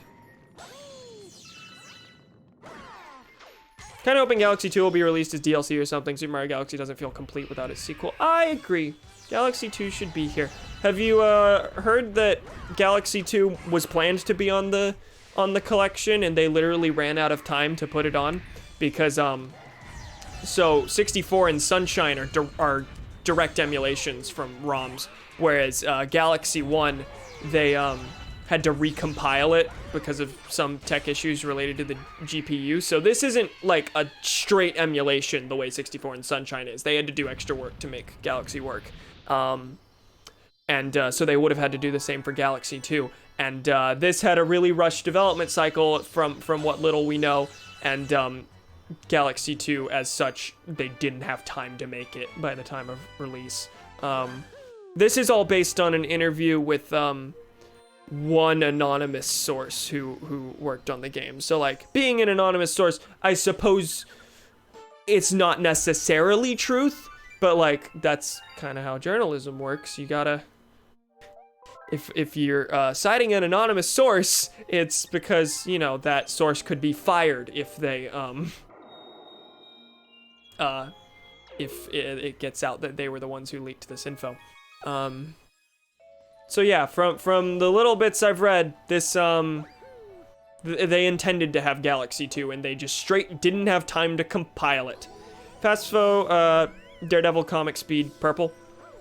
Yeah, those are the ones I listed. I think that's it. Fired or otherwise personally harmed. This is true. Yeah, I hate when people are like, hey, well, it's anonymous, so we're not sure. Well, how do you think journalism works? Could have just delayed it. Purple just Galaxy 2, or is that this one? That's this one. Oh yeah, you joined after the Galaxy playthrough with Cade. Most people here, I think, watched at least a little bit of that. But yeah. Like, if they delayed it to add Super Mario Galaxy 2, no one would have had a problem. They just wanted to get everything out by the end of the summer, I guess. In time for the holididdly day season. But yes, I agree. Would have been real great if they did that. So wait, okay, I need pull stars to get somewhere. Can I get to that launch star without the pull stars? Is that possible? Can I get over that, please? Thank you. Please and thank you. There we are. Okay. Joining the Skyward Sword playthrough. Just kind of adapted to the vibe of this chat so quickly. It feels like I've been here. You do feel like a long-time viewer, kind of, in a way. Yeah, I don't think I can do that. That's a little too far. You'd have to do very wild things with the gravity. Drumbeat is supposed to be me. Did he use Drumbeat as a name? Fuck, why can't I get Drumbeat? Did I miss anything important? Was there anything specifically addressed to me? I.e., trans person who hasn't come out to their parents. Was that about anonymous sources? Because, yeah, absolutely. Absolutely. Oh, that means they made up the quote. Well, yes, there's technically the possibility, but, like, the vast majority of journalists would not do that. At least if they're in a reputable position. Even, like, the most lying liars of, news networks, the vast majority of their lies are, like, based on real things that did happen. They're just spinning it in a super dishonest way. Like, taking a quote out of context. Very rarely will you see quotes that are just straight made up.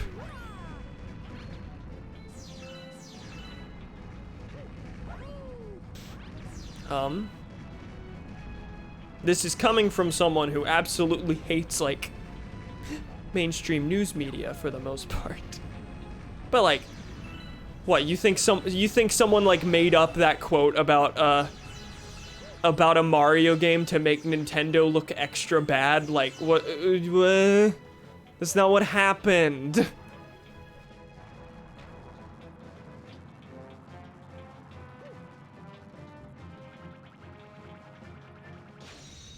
Plus, like, what are the odds that Nintendo themselves are gonna say, yeah, it was rushed, we wanted to have Galaxy 2, but we couldn't.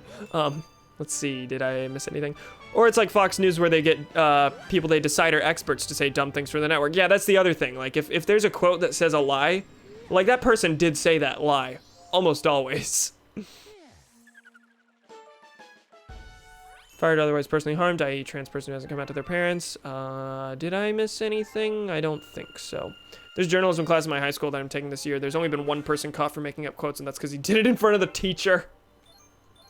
However, as someone who was the chief of staff for a for my high school's yearbook, my senior year, on that level where there's like no stakes and you can't get fired from your job because it's a high school class technically, rather than an actual position you hold, people will absolutely make up quotes there. Especially when there's like, you know, there's a vetting process, but it's very minuscule because, like, hi, it's a high school yearbook. There were absolutely people on my staff who made up quotes, and oftentimes we'd find out about it later because, like, hi, yes, I'm the chief. I'm the chief of staff, but I also am taking a bunch of other AP classes. But senior year of high school was miserable.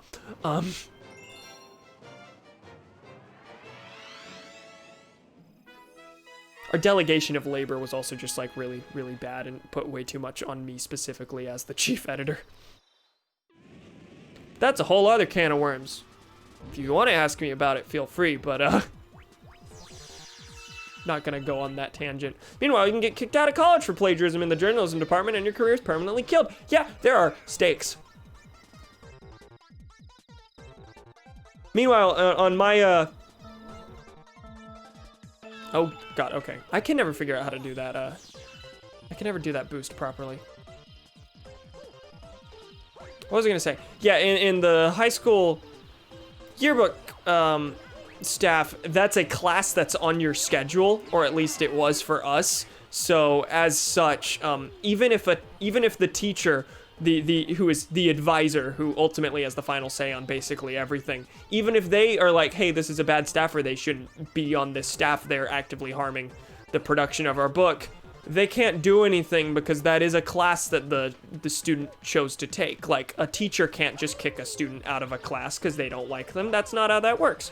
And since it was treated as a class, then that was a problem. Hey, my name. Can I write that you said this made up thing? No, you can't, other name. That's bad journalism and I will fail you. Is that what happened? Oh my God. Oh my God.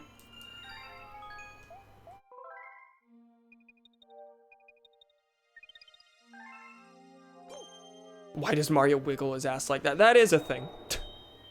Okay, we're done with the terrace for now. Hour and 40 minutes and I only have 16 stars. I'm kind of shocked. I feel like I usually go farther than this in this amount of time. I don't know. I did also spend like actually 20 minutes just on the menu talking about the actual package of the collection. Flaunt it if you got it. Oh, that's not what I meant. You know what? Let's go for Bowser. Let's go wild. I usually try and do most of the dome before moving on to the boss, but like this isn't a typical playthrough. This is a one-off. I will show as much of this game as possible. Mario's proud of his ass. An article about a fire that happened in the wood shop and I was the only person they knew taking that class. Ah, okay. Hey, this is a good remix of the Super Mario 64 castle theme. Bowser level theme. It's not really ever castles, I suppose. Who wouldn't be proud of that thickness? I need to repent.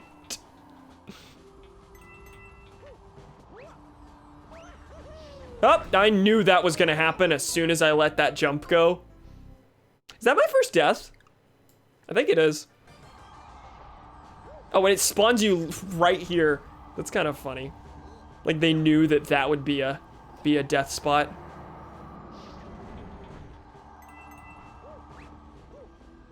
Can I think you can long jump to that platform over there without having to take advantage of the gravity here. Nope. Or at least not in the way I did it. That was wild. Whoa! Almost left the gravity field. This isn't a traditional playthrough. This is the time to experiment. And also suddenly decide that your life is no longer a valuable thing. There's something on top of this. No? Is it one later? That was extremely close. Hi, I didn't mean to go back there. Coins. Thank you, much appreciated, and there he is. He's about to shoot meteors out of his mouth, which is wacky and weird.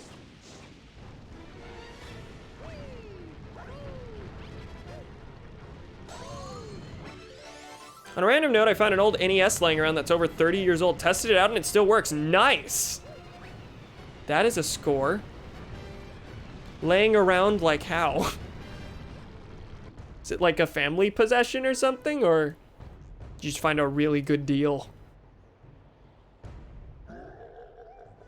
I'm hoping one of these days I'll get that for an SNES. I do own an NES that my uncle got me for Christmas one time because he's already like a ton of his income is buying like old systems and old games and everything and then refurbishing them to resell on eBay.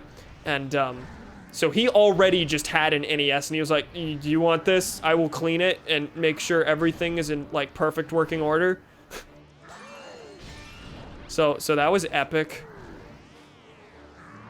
And as such, well, no, I'm without a GameCube right now, but the SNES is the only mainline Nintendo console that I haven't owned at least at some point. I currently have every Nintendo console except for the SNES and GameCube, because I did have a GameCube, but lost it. Just lost it. It just disappeared in a box somewhere. We'll probably find it one of these days. But yeah, SNES, that eludes me. And that's not even really because I've gone back to collect them specifically. That's because, like, my first console was the N64. And because my parents already had one. And once I fell in love with that, my mom was like, oh, wait, he actually likes this kind of thing. I'm going to get him a GameCube off eBay. Because that was what was out at the time. And then ever since then, I've bought every Nintendo console as they've come out. Have I missed things? Maybe I should focus on... Oh my god, what? I wasn't moving. There we go. Cam, when you get shit all sorted out with college, how would streaming Among Us with pals sound? I've had the thought. I've definitely had the thought. I wanna add multiplayer streams to the lineup, he says in the most obnoxious streamer terminology. I would love to do that. The only reason I haven't made that proposal myself is because, yes, college is a bitch right now, and I've said this on multiple occasions, but there is one class that is mostly asynchronous that I'm 4 lectures behind in and haven't done a single homework assignment for, because they're all due as a batch at the end of the month. And I'm already, like, shirking my readings for some other classes, so, like... how did the funny haha flash game get so popular? I think a YouTuber played it. But yeah, it is interesting that, this game came out 2 years ago, and is just now seeing, like, this epic surge in popularity. Some YouTuber or streamer had to have played it, and then, you know, since... most people are still cooped up in their homes right now, like, party games are gonna catch on really well. Kitchen. Okay, we'll go to the kitchen right away, I think, instead of going back to the fountain to finish up what we need to do there. It looks fun, actually. It does look fun. And my brother has been playing it with his friends, like, religiously lately, and he enjoys it a lot. Since you tried for me, I can try to help you with your classes if you want. I think the nature of my problem is such that, like, I don't know that anyone could help me, because there's no class that I'm confused about content in. There is no class where I'm like, I don't understand, and getting behind for that reason. It is all, like, a matter of just catching up on work and keeping enough focus to be able to finish said work, in a timely manner. I've said this a couple times, but it's school structurally that is bothering me right now. Like, none of my classes are bad in the sense that I'm having a lot of trouble with them specifically. It is just getting super behind on content.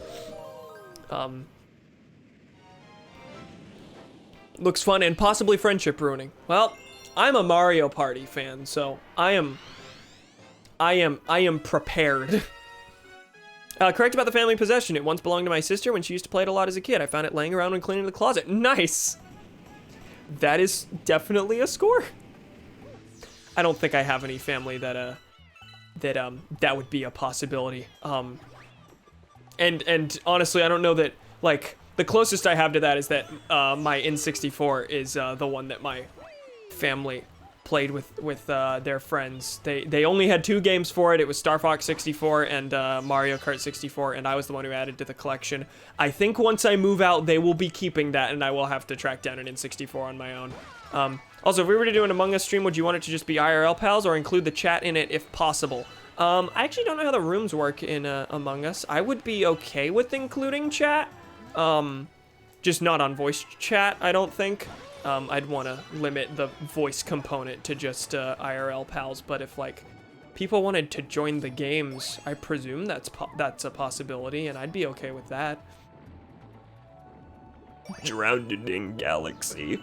More friendships are ruined. Does it have a chat feature, or what do we have to do at Discord call? I'm a bit self-conscious about my voice. Completely fair. Yeah, I honestly, just for the sake of like keeping it something that I can easily control, I would just want it to be IRL pals in chat anyway, which I think makes sense. But yeah, Among Us definitely does have a chat feature within it, which I know because I've seen a bunch of memes about it. From what I've seen, I think there's a chat feature. There's like an Among Us struggle tweets account that is like almost exclusively just funny moments in the chat. Among Us funny moments. There it is. Okay, come on. Can I grab this? Can I grab this? It blipped out of existence for a second there.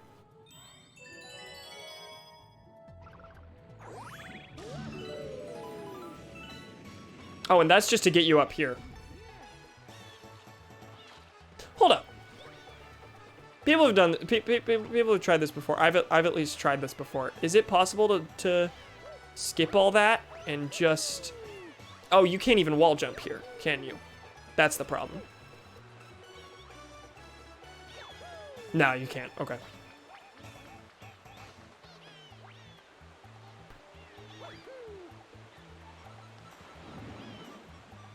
Have you seen the Asian countries meme? Well, that sounds like the potential to be yikes, but no, I don't think I have.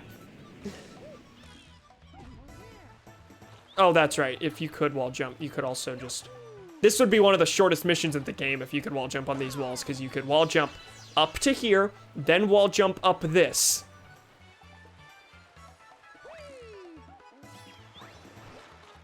That's right. This is going to cause a, yeah, bridge to show up.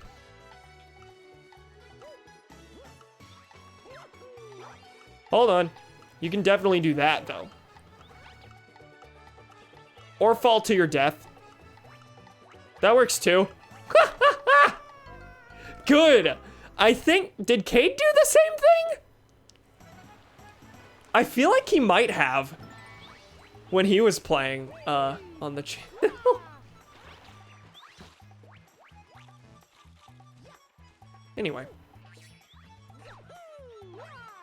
There we go. That took an attempt.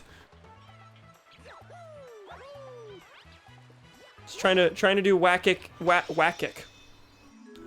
epic things I've never done before. Wackic. I really did just make wacky and epic the same word. He almost did. That's right. There's a clip of him making that fall and then landing on like the edge of the fence. Yes. That was... How did I forget that? That was a real Cade funny moments. Oh, the library's opened. Cade never even opened the library on his playthrough.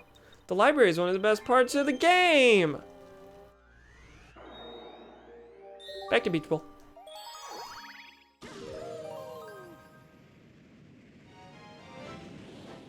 Tiananmen 1989, you Winnie the Pooh look at... What? What does that even mean? Passing the swim test. Isn't this just the one where you... This is the one where you bring the golden shell to the boy here.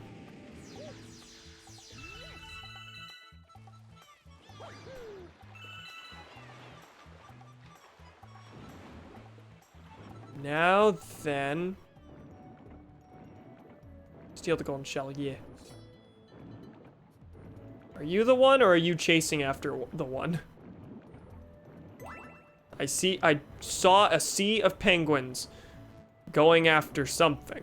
So like, hi, the camera angle is extremely awkward here. Oh my, never had this problem before.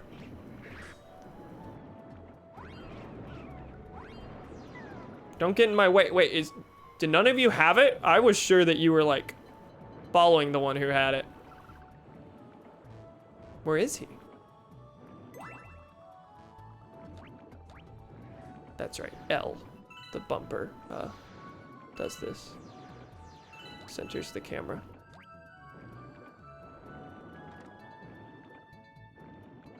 Huh. Glitch. There is none. No, he's somewhere. I just need to find him.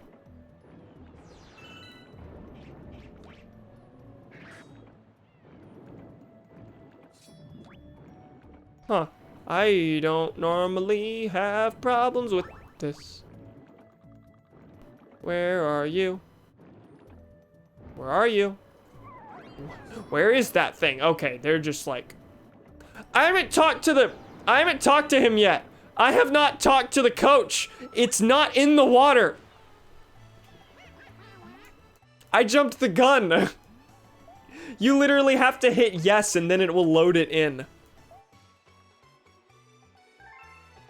There we go. Watch me find it immediately now. There we are. Yep. I knew where to look. It is definitely the giant line of penguins because they're all going after the same one. I'm great at video. And you know what? I'm so good at video games that I knew what was going to happen before it happened, and as such, I accidentally skipped the thing that made it happen. I know too much about this game, which makes me know little about this game. Top 10 cam gamer moments. Of course that happened. Are you even one of my students? 2, that time he beat the imprisoned and died from falling. 1, this is better than that? Doubt. There was a moment in the Skyward Sword playthrough where I beat the first run of the imprisoned boss fight, and you have to, after that, you have to go like do an event at the bottom of a big like cliff area, I forgot to hit B to activate my parasail, my sailcloth, to keep me from taking fall damage. So after I beat the boss, went through the entire issue of actually defeating the boss, I had to redo it again because I took fall damage and died. I don't need to acknowledge that. Shut up, you code. Yes. So you basically wrestle with a child underwater as a grown adult to pass a children's swimming school. Yeah. Hey, look, it's the level. It's the one. Can't wait till, I can't wait until after all that, talk about how I would do this perfectly after, the travesty of a run that Cade did for this. Can't wait to have a ton of problems with it. Before you ride any bubbles, Phil Board is gonna bibbidi-bobbidi-bibbidi-bobbidi. So for those who missed the explanation earlier and didn't watch, the playthrough where I watched Cade play this game, he rushed through this at top speed. Even though this whole thing is about taking it slow to dodge the mines, and as such, we were here for like 30 plus minutes. This is Bubble Breeze. I'm thinking of a later one. Bubble, what's it called? What's the... I don't remember what the... Are you talking about the Trial Galaxy one? The Green Star one? Because yes, that one's harder. Cade had a much better time with that one. He actually did. He took that one slow. I think it was late enough in the playthrough that he was like, I've been playing this game enough. I'm so close to 120 stars, I am not going to waste time being funny. Because that was the thing. He knew how to do it. It's not like he was bad at the video game. He just, like, was determined to beat it one specific way because it was entertaining and everyone was laughing at it. It was funny, though.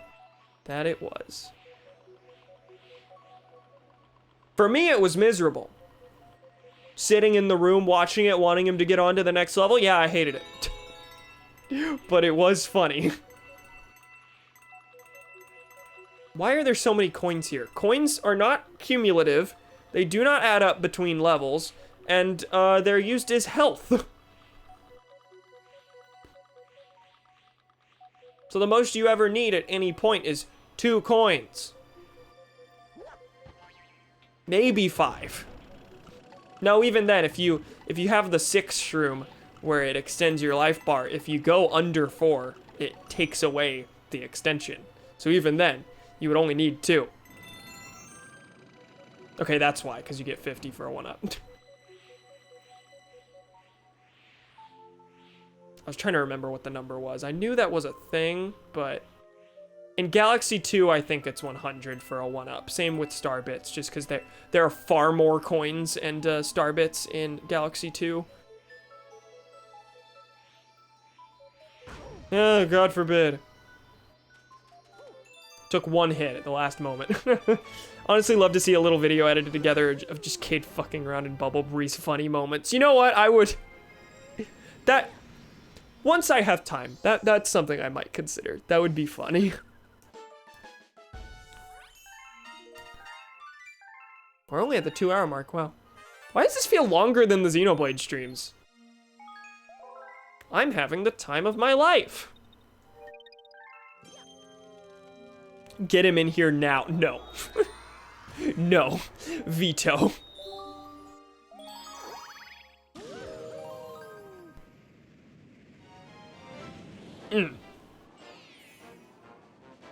Luigi and the Haunted Mansion, we did it. We made it to Luigi in the first stream.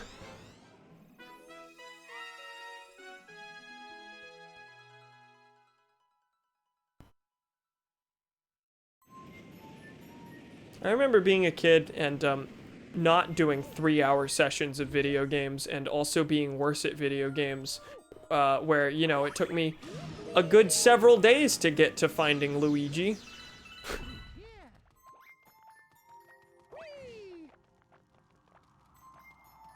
These days, I would probably get this game on launch and then beat it in 3 days. Not then. Then was a different time. Speaking of Xenoblade, where are you at in the game? I just finished the first visit to Prison Island. So we had the first like really huge plot twist in the game just happened. You know the one. You know the one. We will not discuss it any further, but that is where I am. Luigi Slation. Maybe it feels longer because you're getting through the game faster and not committing genocide. This is fair. But even then, I would think this would feel like it's moving a lot faster, and time would go by super quickly, because like there's far more different things happening at every turn than to play, say, Xenoblade. To play Xenoblade, you know, a good like 2 straight hours of the game can just be me fighting enemy after enemy in the same basic field, and like that's not a complaint, of course. That's just how the game is, and I adore the game. But like, without a doubt, this I would say is a faster paced game. You're getting far more different things in a much shorter amount of time.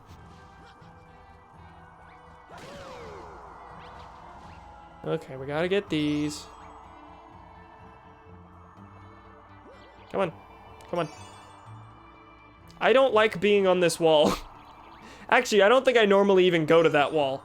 These traverse between different walls, I think, and you can ground pound this to be real wacky.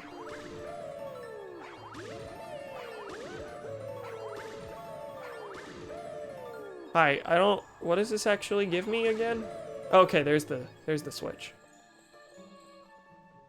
It's just, I think this just gives me, okay, a bunch of coins. It'll give me a life, I guess. I think that's why it feels longer. There's more going on and you're completing a ton of whole chapters, when in Xenoblade you're working largely in the same area over multiple streams. I would think that would make... Yeah, I guess it's just because I'm getting more accomplished here, so like when I look at the time, it's like I surely have been playing this game longer than that, because I've gotten so much accomplished, where yeah, in Xenoblade it's more like the time can go by extremely fast because everything like can blend together to a degree compared to this game. So like even if I'm having the same amount of fun, like, you know, yeah, that lack of variety. I guess that makes sense. That went a lot farther down than my comfort levels would normally allow. That's usually how I do that. I don't like mess with all the pole stars. I just jump down and then grab one. But usually it doesn't come that close. Shake or press Y to vanish. Well, this is something that I will definitely value, having a button press instead of the motion controls. Oh, it's already 8 p.m. This is true. Yes.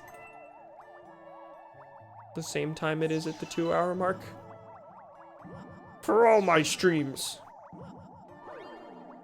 Story in that game is really, really good. Story in that game is good.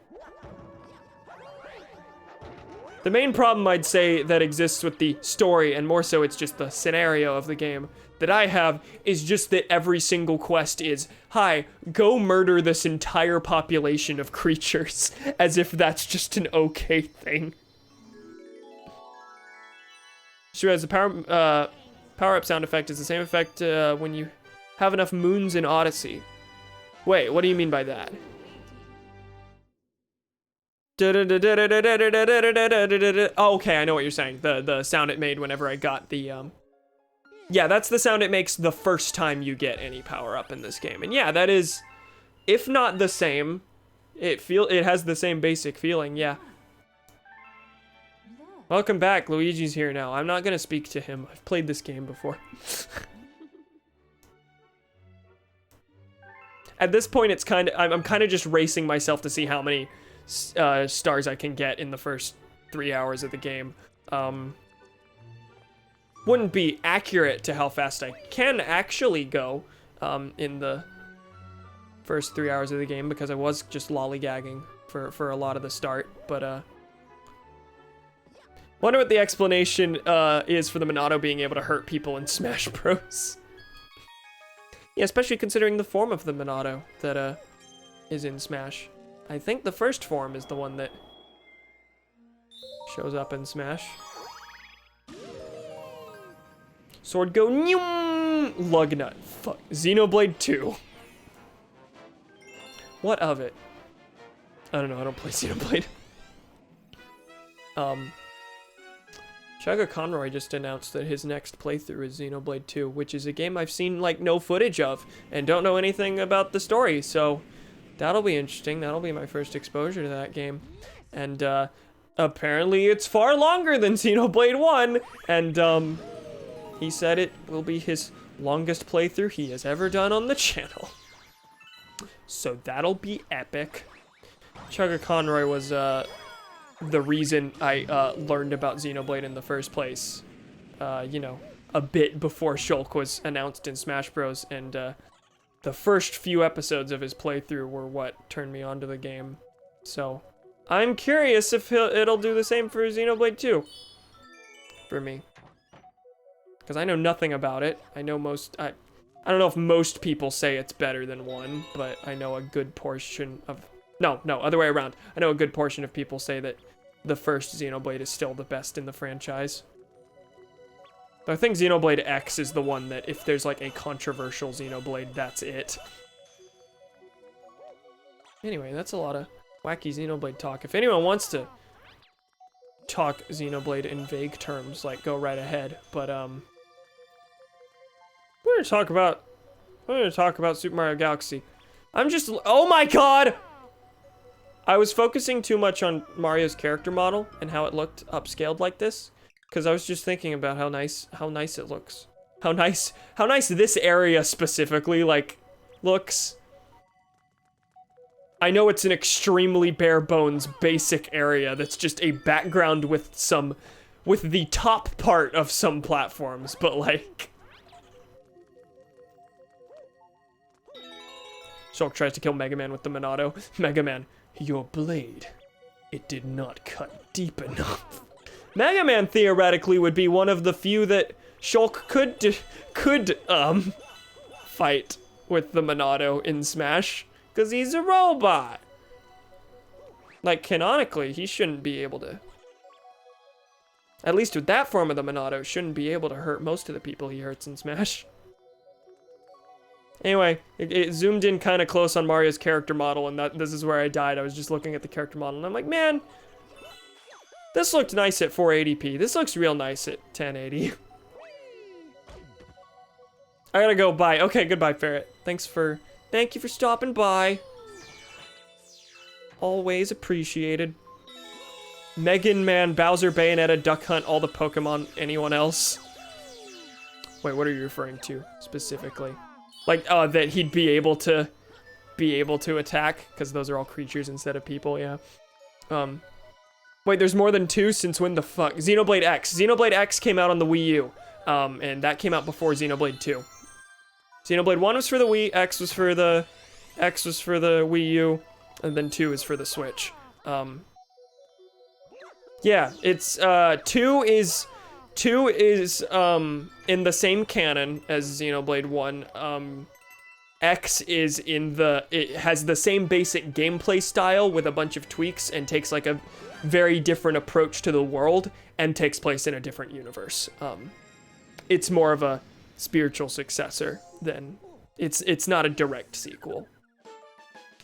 It's a sequel in its gameplay and I think in its tone. I own Xenoblade X. I played it for a day. Played it for a day, not because of any fault of the game, but because I've told this story before, my gamepad broke, like, the week that I got Xenoblade X. Bayonetta's British. Is Bayonetta British? Yes, she is.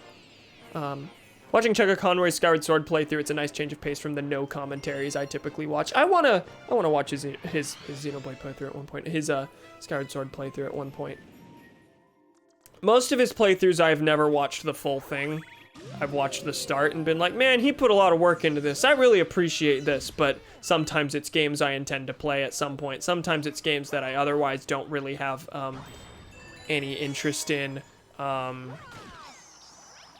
sometimes it's just the time commitment, because that's basically me saying, I'm gonna watch this TV series, because that's how long this is.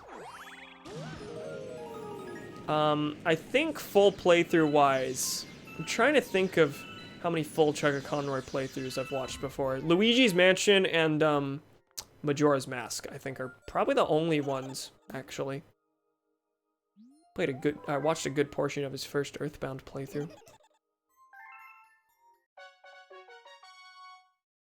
Did I miss anything? I don't think so. So yeah, Xenoblade X, I know, has a reputation, or at least, like, is a joke, like, in the community, because, it's, like, one of the last, like, first party, or second party, I don't know, last first party, Wii U exclusives, since Nintendo has ported so many of them to the Switch. How many Wii U exclusives are still standing? 3D World is gonna be on Switch. Pikmin 3. Donkey Kong Country Tropical Freeze. I'm trying to think of the ones that I own. Smash 4 is basically obsolete now. Mario Kart 8's on Switch.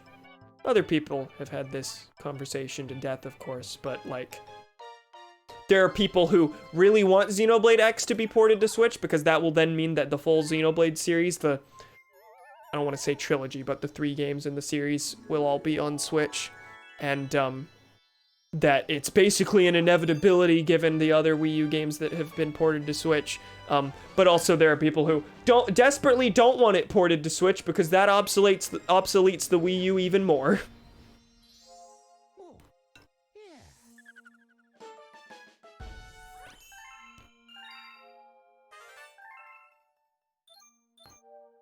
Bro, is there a single Wii U game that makes the console worth going back to? What Wii U games do I own?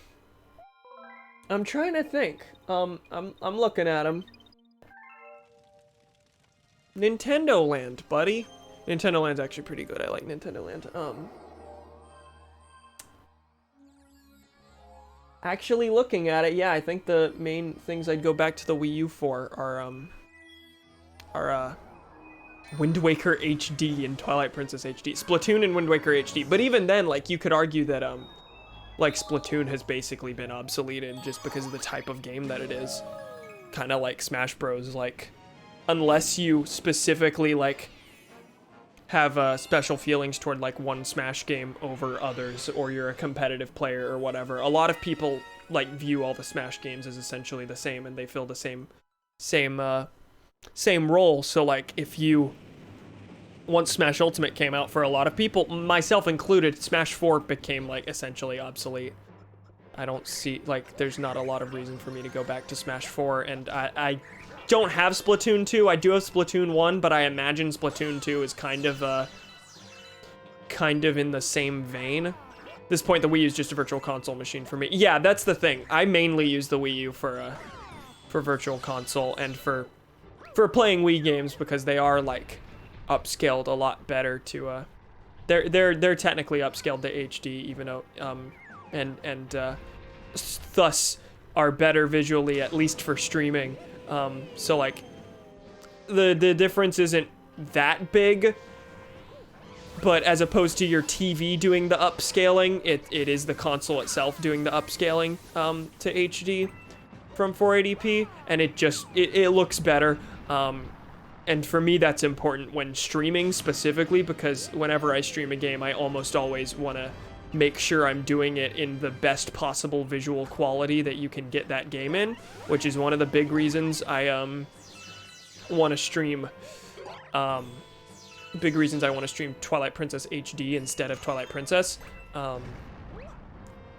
Plus, like, you know, it being a more definitive release. But in general, like, if I'm playing a Wii game, I will play it on the Wii U instead of the Wii. But as a unique console, yeah, there's not a lot making me go back to it. Which is, you know, it's unfortunate. I'm not sad that I own one, and I'm, like, of course I'm glad that I played those games when they came out, and I even still, I'm glad they're getting re-releases. I'm not, like, bitter that there's gonna be a Pikmin 3 Deluxe, and that'll make my initial purchase of Pikmin 3 obsolete and terrible and a waste. No, I don't think in those terms at all. And as a game collector, I will still, you know, I will try to buy every Wii U game at some point in my life, because I do like the system. I think it's mainly, like, people criticize the Wii U all the time. I don't think the Wii U was a bad console, and conceptually the gamepad is really cool, and the Wii U had a lot of good games. The thing that killed it was naming convention was kind of bad, and parents thought it was like an add-on, and they didn't do a very good job of distinguishing it from the Wii itself.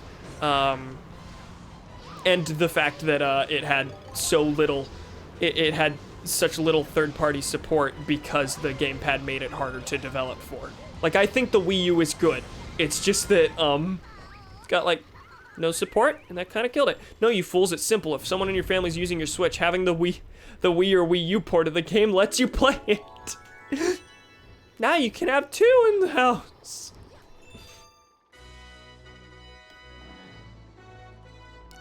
Ah. Wahoo! Oh, and Mario Maker was obsoleted too. Mario Maker 2, like, what? Why ever go back to Mario Maker 1? Is there a single thing that it has over 2?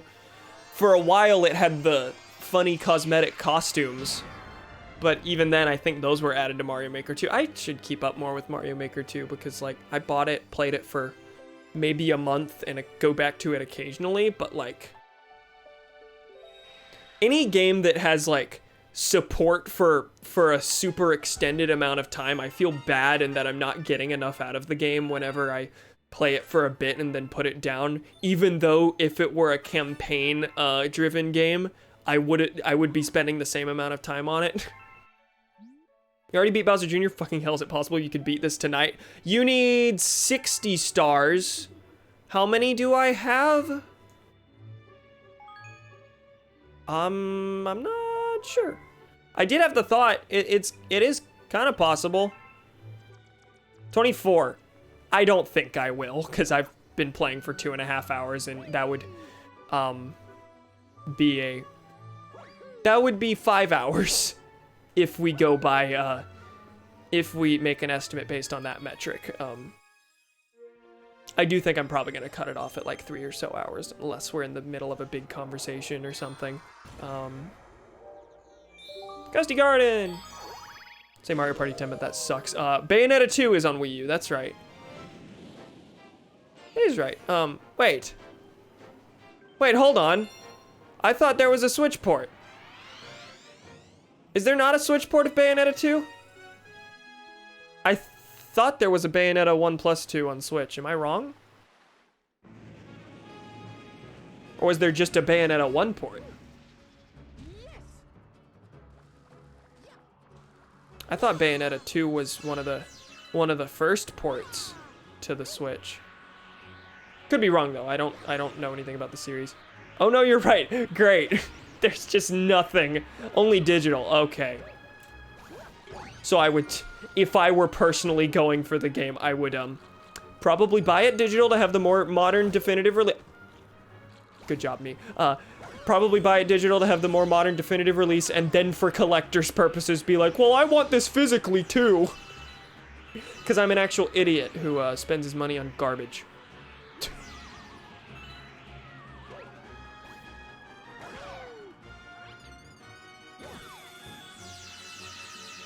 Wow, give me things. Give me things. What am I trying to think about? I'm trying to think about something more to say about the Wii U. I thought I had something. I don't think I do. Say more things about the Wii U. Either defend it or say it's bad. I don't care. I am of both opinions. At no point during the Wii U's lifespan did I, like, regret having a Wii U, though.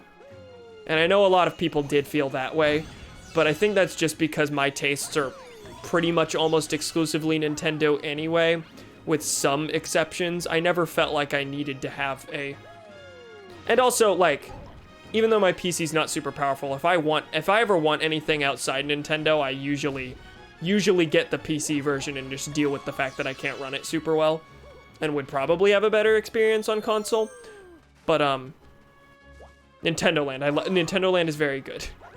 Nintendo Land is very good. 2 years ago, Nintendo was like, yo, check out this ballin' trailer for Bayonetta 3, and it said no. I didn't know that was a thing. Actually, wait, yeah, wasn't the release of Bayonetta 2 on Switch to promote the fact that a 3 was going to happen? Where is the shock? We gotta find a bunnies.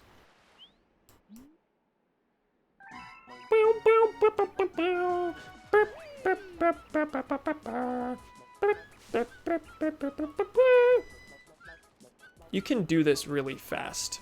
I'm just bad at it.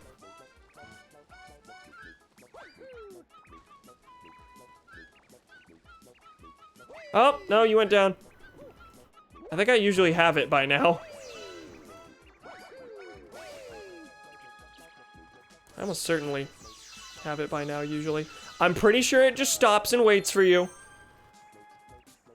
So getting those starbits wasn't a bad.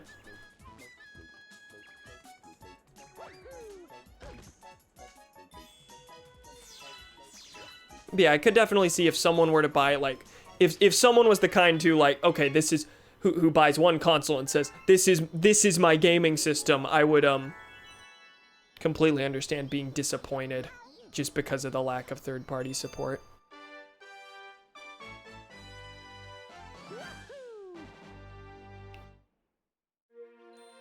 At the same time, like, I understand why developers didn't wanna put extra resources into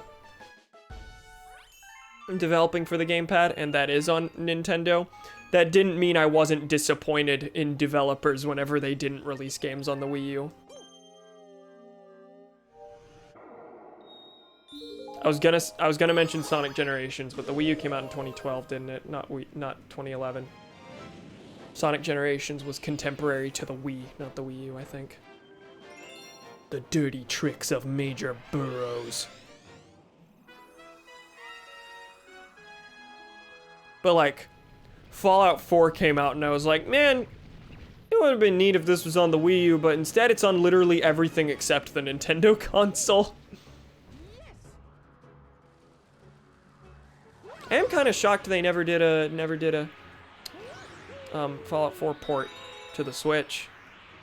Because one of the big things about one of the big draws to the Switch, at least they hoped early on, was, oh my god, you can play Skyrim on the go now. Like, surely Fallout 4 can run on the Switch. I wonder if Bethesda, I wonder how well a, like, people have been clamoring for, like, a Fallout 3 or New Vegas HD or collection or some sort of re-release in that vein for modern hardware for a while now, but I do wonder if there was, if there was, like, a re-release of Fallout 3 and New Vegas specifically on the Switch, how well those would do. Though I suppose part of the reason they wouldn't re-release those is because they're also kind of broken, and to release those without a bunch of changes on modern hardware would kind of also be sad.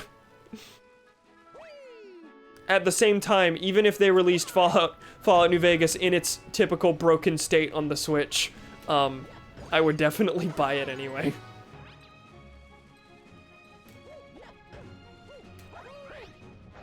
But also, at least for a while, those kinds of re-releases weren't necessary because there was backwards compatibility for there's backwards compatibility for at least the Xbox editions of them. I don't remember where I'm going here. Bye, Skyrim. Sonic Generations was on the 3DS, and that was how I lived Sonic Generations and lived vicariously. Fuck, what? That was a hard thing to say. Anyway, I got Sonic Generations for the 3DS, knowing it was a different game, and I did enjoy it. I don't enjoy it anymore that much because I have since gotten the PC version, but at the time I watched videos of Sonic Generations. I was like, oh my god, this looks so good. I want this game so badly, and it took me years to get the actual, like, good version that everyone raved about. It has since become, gameplay-wise, like, tied for my favorite Sonic game with Sonic Adventure 2. But yeah, I am intimately familiar with Generations 3DS. Am I trying to kill this mole? I'm really not paying much attention all of a sudden to what's happening on screen. Is your death what I want? Yes, okay.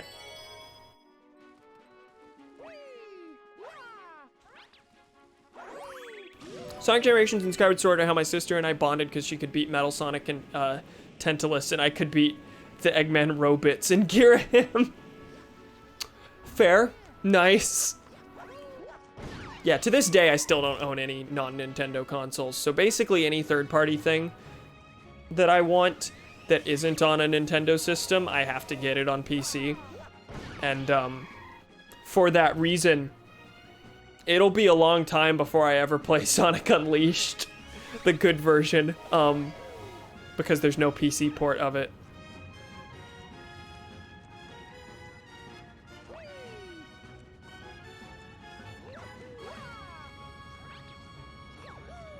Come on, I think I can get that. There we go.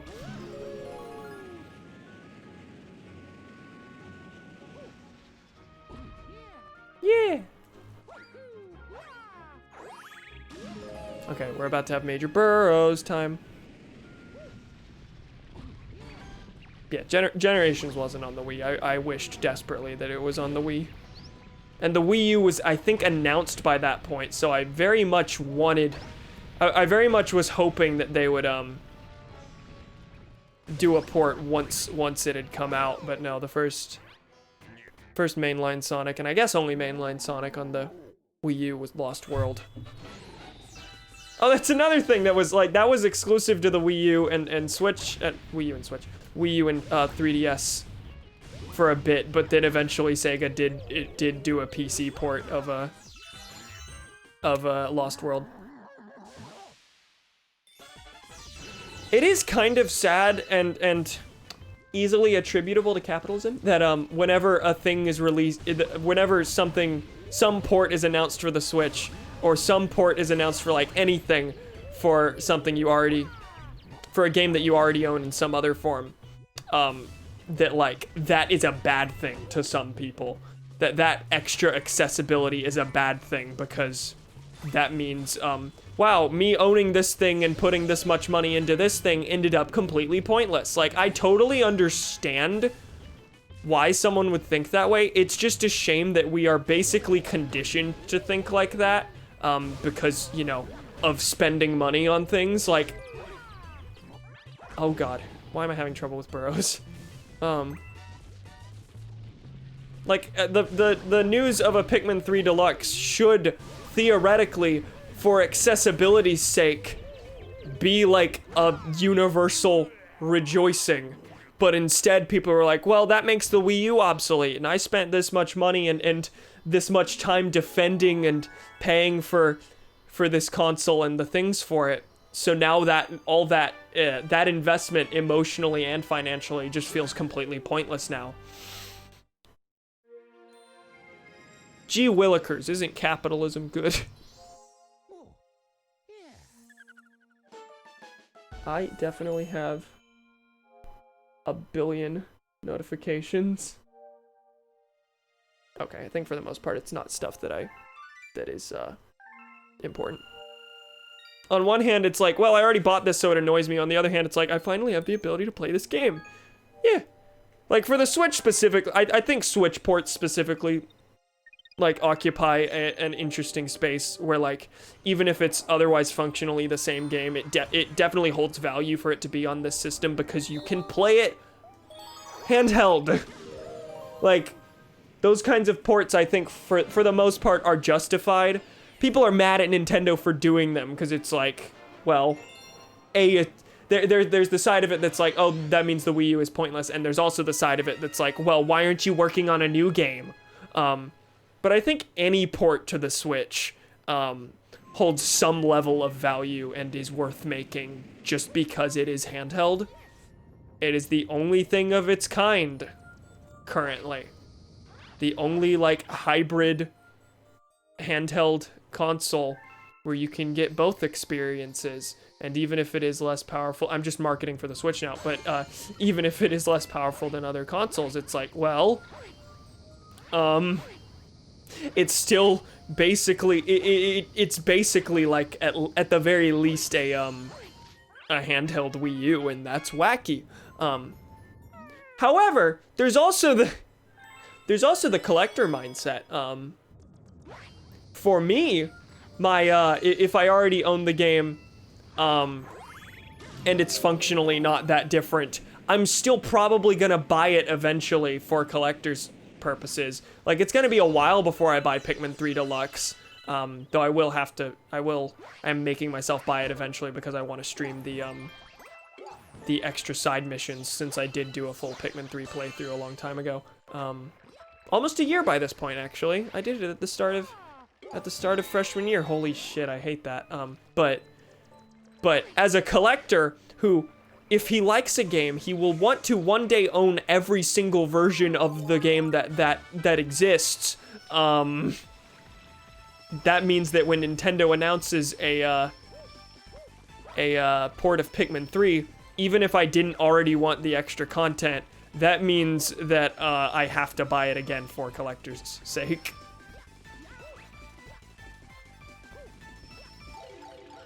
Anyway, that was extremely long-winded, and I apologize. Whoa, Ice Mario looks so... Ice Mario, just, like, he looks cooler, and just functionally, he is so much cooler than the 2D games Ice Mario. But also, you talking about in HD? Yes, he just looks better. My mind went to that first, because that's the thought I have every time I get Ice Mario. It's like, man, why doesn't he look like this in the 2D games? I get why he's functionally different. The whole, like, walking on water thing, I guess, is... Well, no, that's not even true. I was gonna say, I guess that wouldn't work as well in 2D. That's simply not true. That could still work, if levels were built around it. But, Penguin Suit in New Super Mario Bros. Wii is valid Ice Mario. Penguin Suit is very good. Penguin suit also, like, in the same game that the ice suit is in, obsoletes the ice suit, right? The penguin suit can shoot ice, can throw ice balls as well. Hi, I am getting this problem occasionally, and I think it's the Joy-Cons, where I'm getting, where like I'll point in one direction and Mario will just, walk in circles.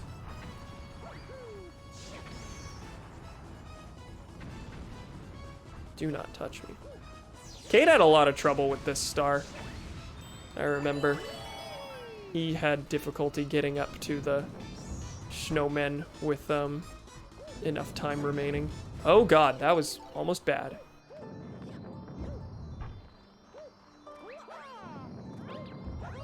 Cool. Neat and wacky and also neat. Everyone alive? I almost always do, that's a secret star technically, but I almost always do that one first, instinctively. Now the first star of Freeze Flame is, fighting Baron Burr.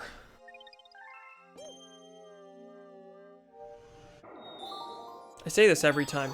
Was that an intentional Aaron Burr joke? Because it absolutely wasn't, but my god, the sound of it. It is cold in here, actually. I'm gonna turn the AC off. Do I sound any better? Now there's not in the background.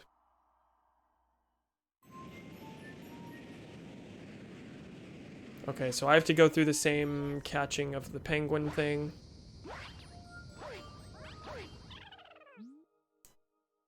Hey, old man.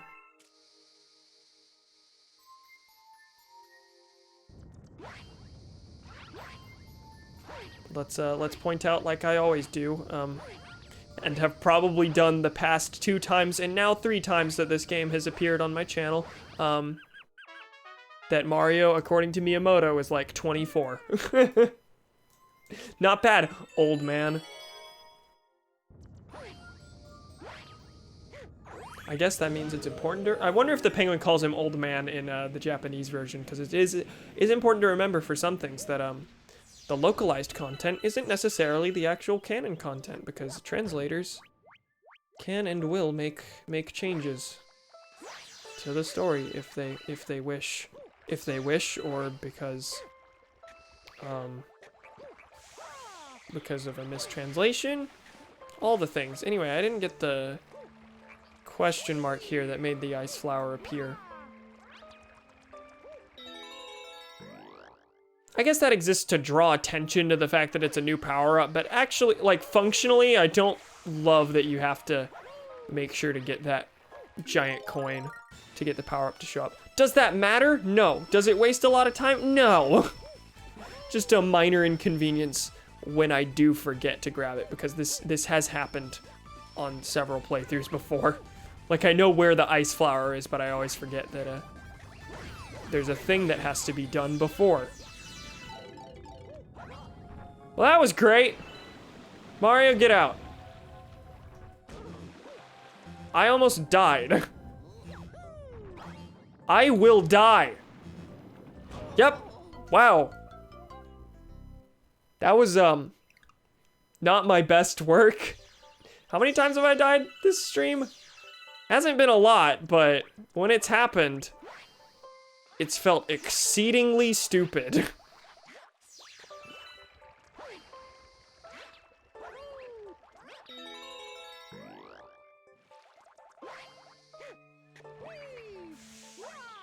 Okay, didn't land in the water. Thank God.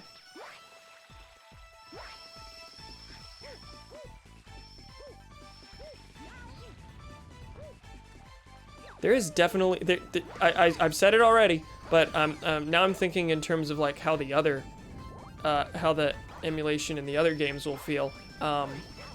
This does not feel unnatural at all on the Switch. Like, this feels right at home on the Switch. If they release and like, honestly, it looks nice enough and the art has aged well enough. This is just praise for Galaxy at this point, not the port. But the art style's aged well enough that when it is upscaled like this, if you told me this was just a modern Switch game instead of a port of Galaxy, a port of a Wii game, then I think I'd believe you. Galaxy already like just looks pretty phenomenal, I'd say, in its art style. Even on the Wii, like it still holds up extremely well today. And like, yeah, the resolution I'd say is pretty much the only thing holding it back.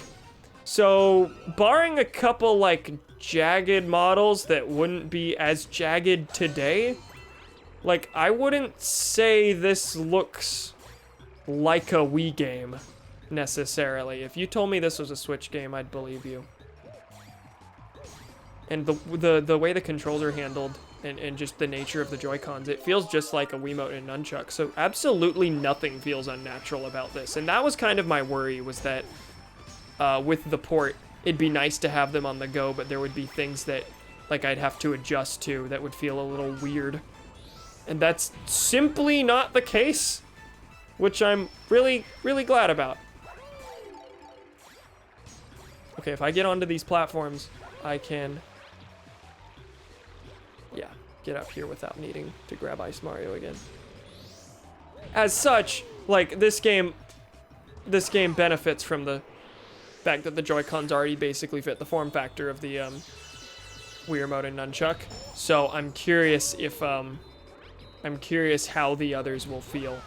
Particularly Sunshine, given that, like, a bunch of people have talked about this, but the analog triggers that are necessary for Flood, where you can, you know, choose between running and squirting versus stopping and squirting by pressing the button in different amounts, they mapped that to R is stop and squirt, ZR is run and squirt, and I think that makes sense. That's exactly what I expected them to do. And why I never really understood why people were like, well, the reason GameCube Virtual Console will never happen is because of the analog triggers. Well, a lot of games never used them, and most games that did, in practice, really only had two different, like, button amounts, that functioned in gameplay. Like Sunshine's stop and squirt versus, run and squirt. So, like, I never understood that argument, but what was I gonna say? Even if it functions the same, that will be an adjustment that I have to make once I play Sunshine, is that there are now two separate buttons for what was once a single button. Here there are basically no such adjustments to be made.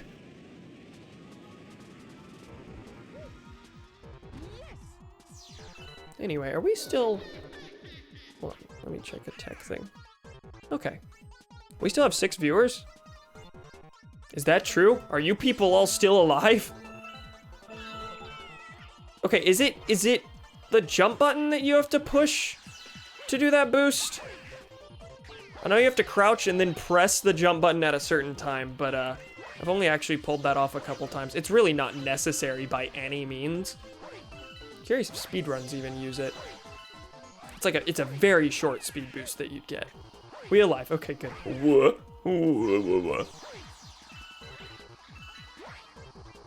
Man, I remember being mad at Cade for playing as Luigi his first go of the game.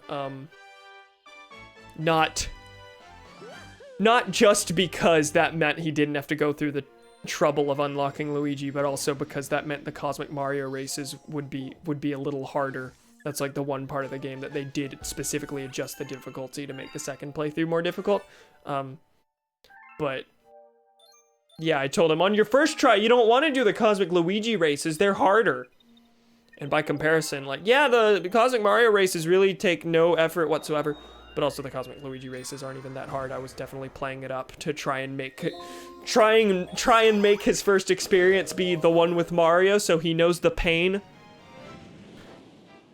I'm here, so is Thomas. It says Partly and Snake are here. It says someone called Feet is here. I do not call out lurkers, but you know what? If your name is Feet, I'm calling you out. Nah. Might be a bot, I don't know. Don't feel called out, please.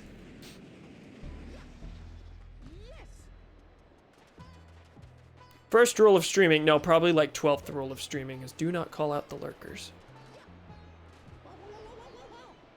Add feet. If they are watching but not in chat, they are still they're probably doing so for a reason. So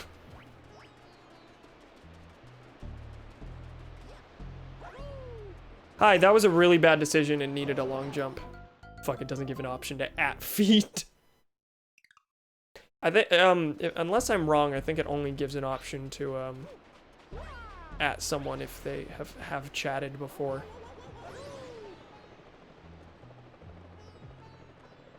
Suffocation. Suffocate you will.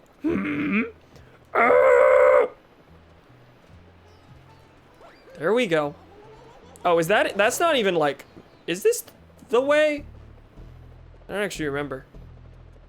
Oh, okay. Well, I'm not actually sure if that's the thing. Now I feel, don't feel bad. Well, granted, I suppose it's not my place to say, don't feel bad. What was I gonna say? But also, I'm not sure if that's the case. I know the, I know that, oftentimes bots won't be counted as viewers. Like, Twitch knows that they're bots, but still lets them persist. And they'll show up in the, they'll still show up in the user list, but not the view count. So, you know, if they are a bot, maybe they do go that far and mean you can't at the bots. I'm not sure. Or maybe they're not even here in the user list, it's just out of date. There's a variety of potential explanations here. I'm going to get hit. Yep, okay, thank God. Now I feel bad, and that remorse has turned into anger towards Kremlin for saying suffocation.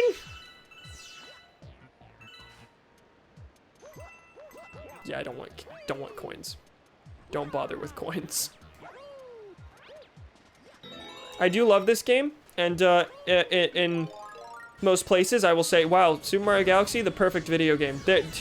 No video game is perfect. I do have my criticisms, and one of them is that coins feel completely useless, and lives feel completely useless, and most of the collectibles in the game do not feel necessary whatsoever. Which does include the power-ups, because the power-ups are essentially keys to get through required obstacles, as opposed to like special things that let you do cooler things in ordinary situations, like in the 2D games. That's not a criticism of the power-ups specifically. Like, the power-ups are still fun to use. I'm just saying that, like, going out of your way and collecting things, like stopping and getting coins in those boxes, it just doesn't feel useful. It doesn't feel necessary. There is no reason for me to go for that one-up, besides being able to say I did it. In my first playthroughs of these games, however, if I see a 1-up and it doesn't look obscenely difficult to get, I will usually at least make the attempt to go for it, just because that is hashtag content in the video game, and clearly something that the developers intended you to go for. Like, I'm generally not the kind of person who, like, you know, it's about the journey, not the destination, so, like, the 1-ups being intrinsically pretty useless, not necessarily a bad thing, as long as, like, they're fun to get, and they're fun to go out of your way for, which they generally are. However, that means on repeat playthroughs, it doesn't often feel worth it to bother with a lot of the collectibles. And coins, I almost always am like, I don't give a shit. I could not care less.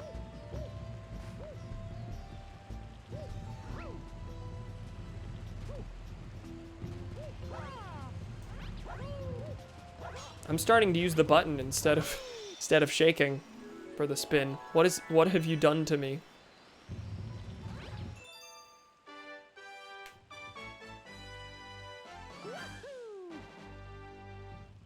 Oh, we need to get to a part where there are reflections. Because the reflections in this game are kind of embarrassing.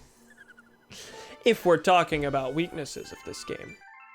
This is not a thing that matters nor would I dock any points off of it in a review or anything for this.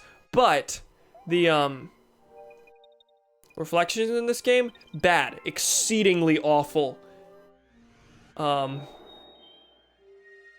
go to freeze flame. There's a lot of ice there. You'll see reflections. I actually have the vaguest feeling that ice reflections work a little differently from the typical reflections. Granted, this is a fire one. I think you start on the same like ice donut though. Yeah. Sorry, I'm just in awe at how well the Nope, the reflections here work fine. The reflections here are in fact an upside down Mario. I'll just go ahead and say it. Actually, let's see if it shows up on the crystals.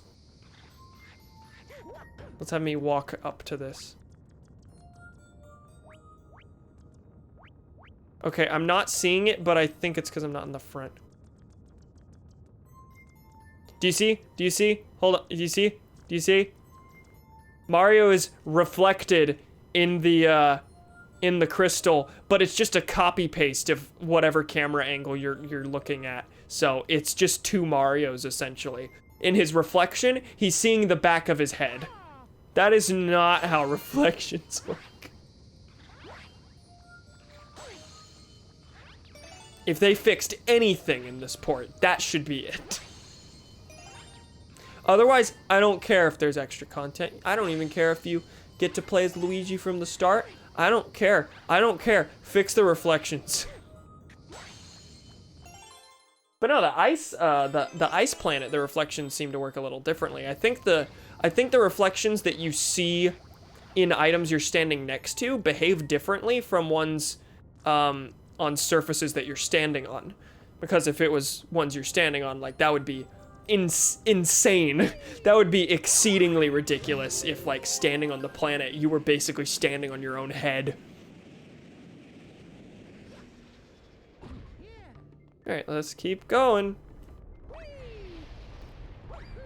Super Mario video games. Okay, now how do you get the fire flower to show up again? I think it's this way.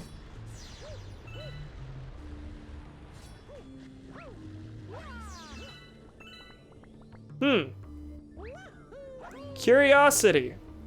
How much of this can you go through without using the fire flower?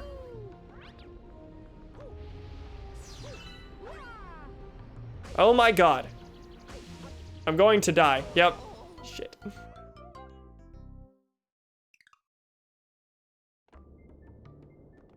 Okay, but that looked possible. And I don't know if I don't think I've ever done that before.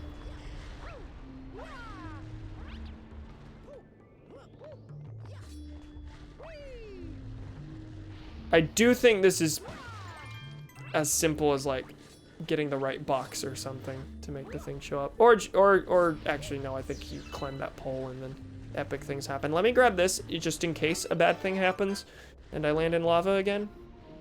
Let's try and prevent this. How, you know, that's not exactly how I expected that to go. Mario Galaxy Reflection equals Xenoblade Sandwich. Can you think of any other examples of like weirdly specific, embarrassing graphical problems? Not off the top of my head. They definitely exist. Gonna head out for the night. Thank you for the stream cam and good night. Well, good night, Raymond. Thank you for stopping by. There we go. I did it. Cool.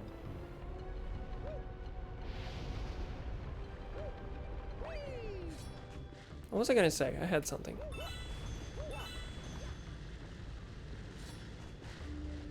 You know, to be honest, even though, like, I absolutely would finish this playthrough if I wasn't playing through another game currently already, it is kind of nice to just play a game super casually without the pressure of, like, hi, I'm going to 100% this.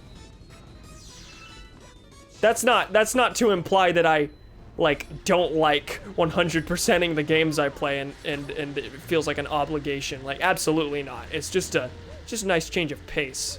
Like, I wouldn't do it if I didn't enjoy it. This isn't a job or anything. I treat it far more like a job than I should, given my size, and I stress a little bit over it sometimes. Like, hold on, I have to schedule when this game's gonna be, and that's just me being methodical. That's not me, like, actually having horrible life stress over it.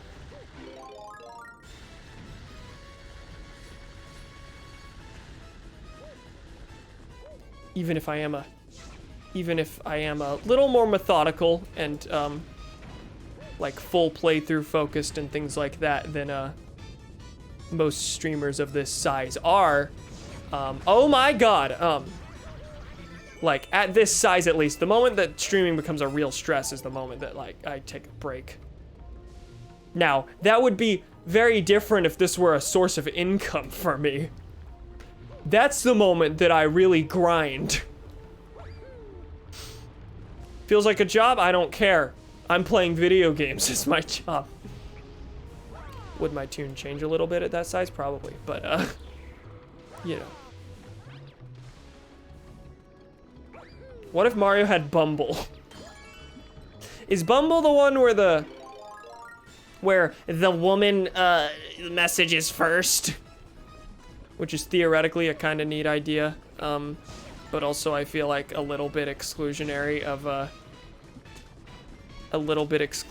of gay relationships and non-binary people, just because that seems to assume a very straight binary. I've been using it recently, really.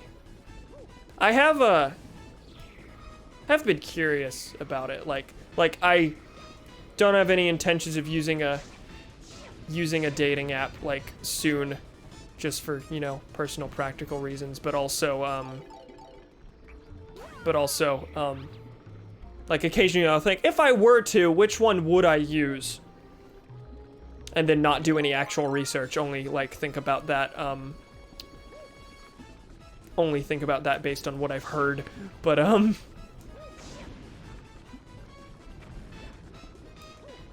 Come on, I gotta hit that. Can I hit that from here? I came extremely close. I did it right as I was about to die. God. They at least have a non-binary option. Okay, that's good. Tinder doesn't? Are you kidding? Like the biggest dating app in the country. Probably internationally. And you haven't made that tiny stride? Like, my God.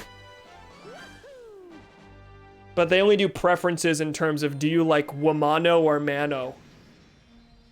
That's annoying. It's very annoying.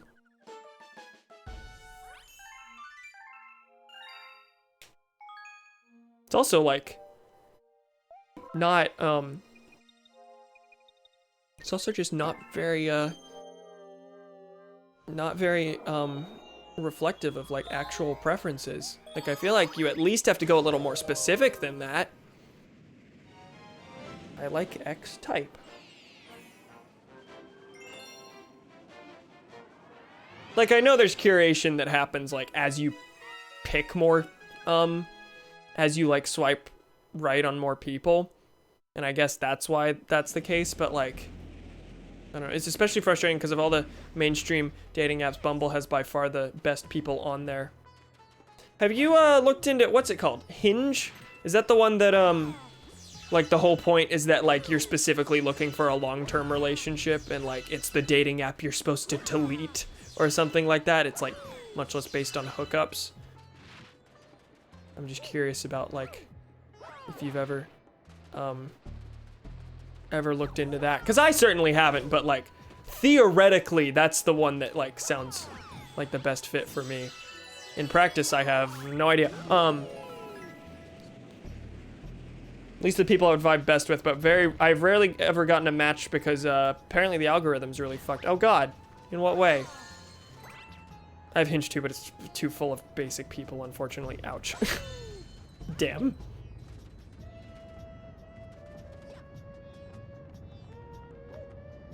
I never ever like, not out of disdain for the concept, but I never saw myself as like someone who would ever use a dating app. And then I got to college and I'm like, well, what are the chances that I'm just gonna meet someone naturally? Like, wait, actually, I'm in a massive city where, I'm basically just minding my own business. Like, the only way I'm gonna meet someone who, like, I would theoretically date would probably be to, like, specifically go into it with that in mind.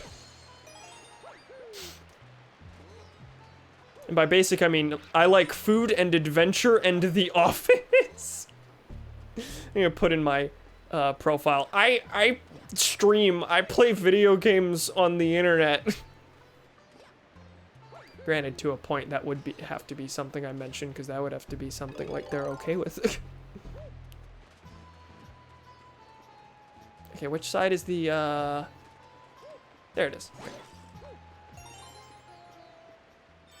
I don't know how, I just heard it is, and I assume so, because on other sites and apps, I do decently well. Talking about the algorithm for Bumble.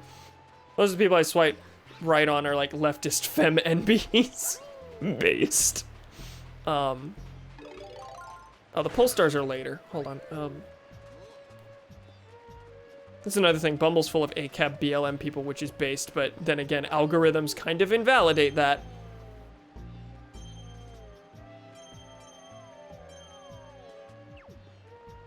Okay, down takes me to a pipe. I remember that. They both ultimately take me the same place. I know every time I play the game, I look at the green arrow option and I'm like, you know, that one seems like the more bonusy option. And you know what? It probably is, but I never take the orange road, so let's do that. Okay, I think that might be the shorter road, at least. I wonder if it's possible to long jump across that. Might be with Luigi. You know, a lot of the jumps I'm trying are, haven't considered. They're hard because I'm Mario. Luigi, like, breaks the game in a lot of spots. But in a good, fun way. In a good, fun way.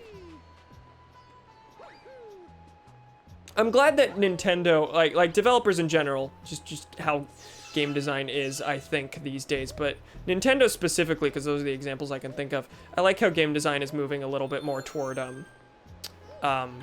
just letting the player kind of do what they want, like, feel their way through a puzzle just by vibing with whatever, like, tools they have at their disposal and just giving them a ton of freedom in that way. Like, this game isn't that in general, because this game's, like, pretty linear, but, like, with something like Super Mario Odyssey, a lot of moons aren't even, like, necessarily puzzles. They're just things put in really inconvenient spots to get to, and as such, there's, like, 12 different ways you can get to them, and no one playthrough will be the same as another. Whereas, you know, I love this game.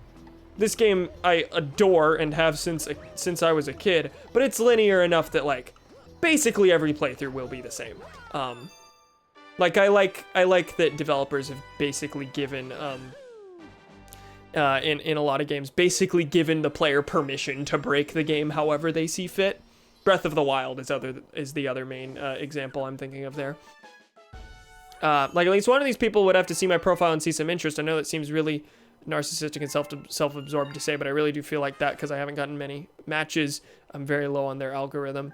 Because how it works is that the first people you see when you open the app are people who get like 20 right swipes a day, and you have to pay to see who right swipes on you. That's extremely annoying.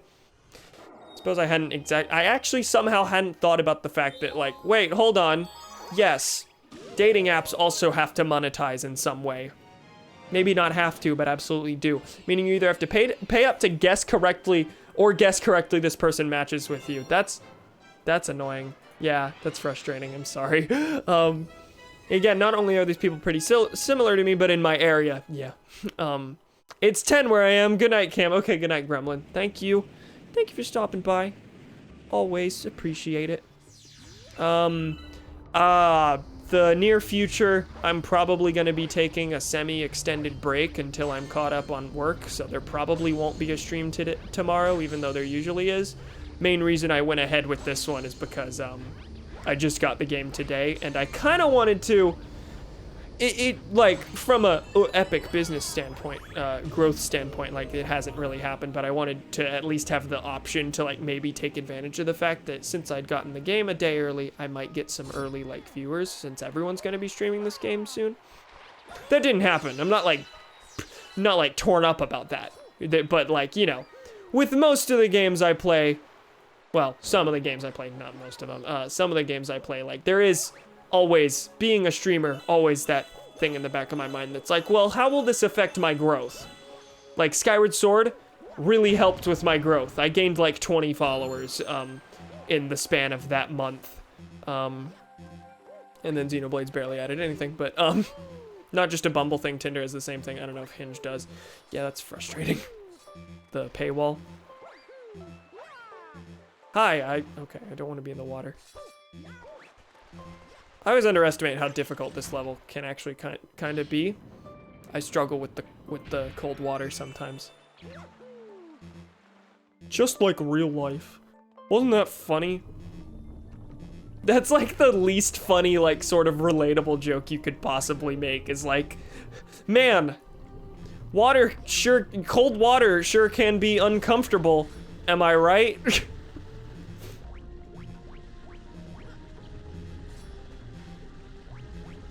Generally, this game's camera is fine. This game's camera is good enough that you don't really need to adjust it that much. And like, whenever you do need to adjust it, like, the lack of a free camera isn't necessarily a bad thing. Like, this functions, but being able to use the right stick for camera, it is kind of sad. I said this already, but it is kind of sad that you don't get to have a free camera. Oh my neck. Gee whiz lickers. Not a bad thing is that Hinge is absolutely the worst with their acronym algorithm, which makes you wait, fuck, I'm skipping things left and right. Because if you're unsuccessful with matches, you're paired with equally unattractive people. Oh, so like if you don't get a bunch of matches, the only people you'll see will also be people who don't get matches. That's annoying. I guess it's because they don't have much to go off of in regards to your that's weird. And also, bad design. Don't know what fucking brainlet came up with that. From both a decent person and a monetary standpoint, that decision is just monumentally disastrous. Yeah, certainly sounds like it.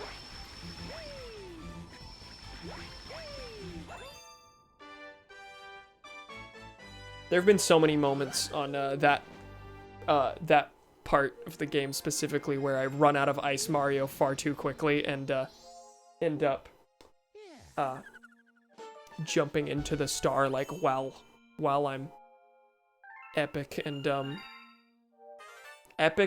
fire. God, that was hard to say because I'm focused on other things. For instance, the fact that I just mildly cut my finger on a screw in the back of my chair. That's cool. That's fine. Enemy base spotted.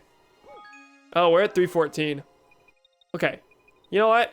I'm gonna do this Bowser fight. And then I think that'd be a good place to stop for the night.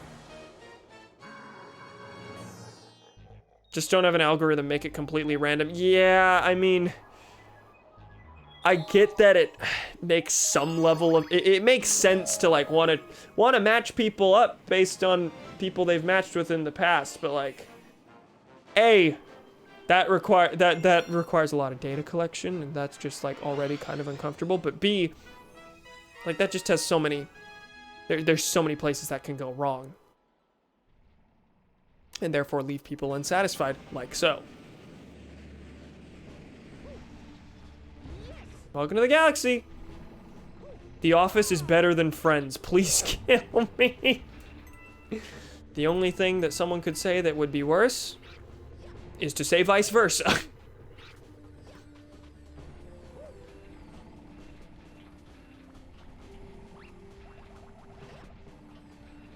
Isn't the usual war between not that this is a thing that matters or that I even care about because I haven't watched either of these shows, but isn't the typical war like Seinfeld versus Friends?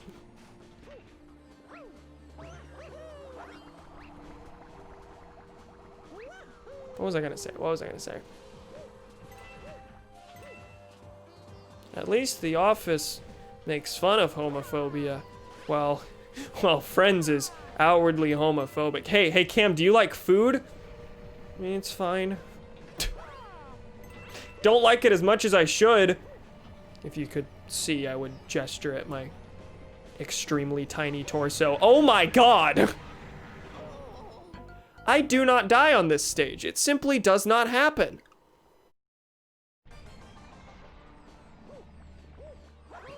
Like, man, I like The Office too, but I'm not gonna use that as like... I'm at least gonna pick a slightly more unique show that says a little more about who I am, as opposed to show that, like, everyone and their mom watches or has watched at some point. Like, preferably I would just simply not try and give you an idea of my personality based on the TV shows I watch, but I'd at least choose something like Phineas and Ferb. Also a popular show, but like, at least says something about what kind of humor I like for the most part, as opposed to... Gee Willikers, I watched the most popular sitcom on television for like however many years The Office was on the air. Oh my god, we have so much in common, we should match on Hinge. Doesn't even have to be super obscure, like I love House of Cards and I put that in my bio. Are you kidding? I accidentally spun and it knocked me off the thing and I was looking at chat, wow.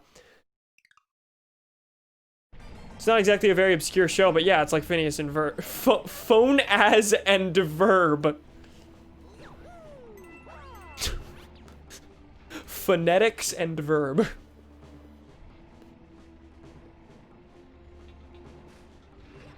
Yeah, like that says something, like that kind of gets across that you like, you know, politics and you know, media's take on how politics works. Phone as and verb. I just noticed that.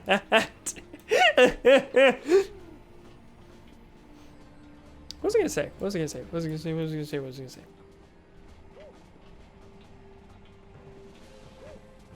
If I mentioned Phineas and Ferb in like my dating profile anywhere, I would just turn it into shilling for why people should watch Milo Murphy's Law. I like Phineas and Ferb, and if you also like Phineas and Ferb, man, you should watch Milo Murphy's Law, a very good show that never got the season 3 that it deserves because nobody watched it when it was on the air because Disney was bad at advertising it, and and they've said that the fate of a potential season 3 is dependent on whether or not people watch it on Disney Plus. So, oh my god, please watch Milo Murphy's Law on Disney Plus. It's really good and funny, and it has Weird Al. Gremlins watched Milo Murphy's Law. I just want to be with someone, man. I know, I get it. I don't know of any other sites like Alt Scene though, unfortunately. Yeah, like you're real. Like, I don't know, to get some sort of experience like that, like, I don't know, I feel like finding and dating someone, like, in a community based around some form of media that you like is honestly, like, a closer sort of experience to what Alt Scene offers than something like Tinder does.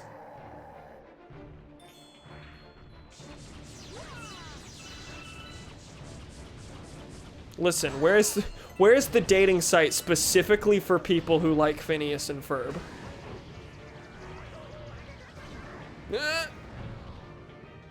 Granted, I did make that funny haha tweet that said the reason I want a partner is so that I can show them Phineas and Ferb.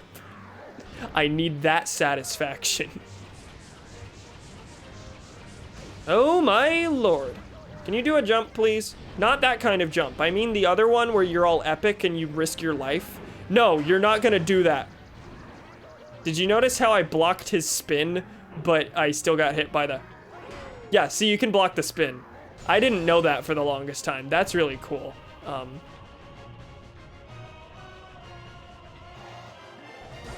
There we go.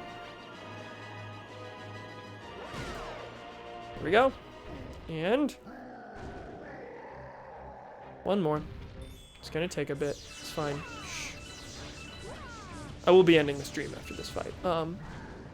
Don't have any other sites like Alt-Scene, unfortunately. Closest I could do is make an account on a site which I don't even align with the fandom, but happen to align with the fandom's interests unrelated, like furries, if that makes sense. Like how furries are generally like, I don't know, tolerant lefty people.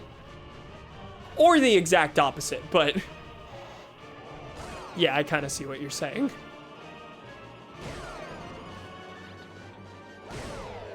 Highly doubt there's like a non-scam furry dating site though. Understandable.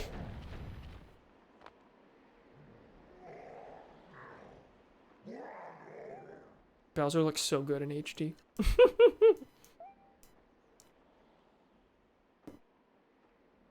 Is this the most like realistic they've ever made Bowser in a Mario game? Cause like his skin is like very textured. Whereas in most games, it's relatively flat and a little more cartoony. Not that this game isn't cartoony, like, oh my god, but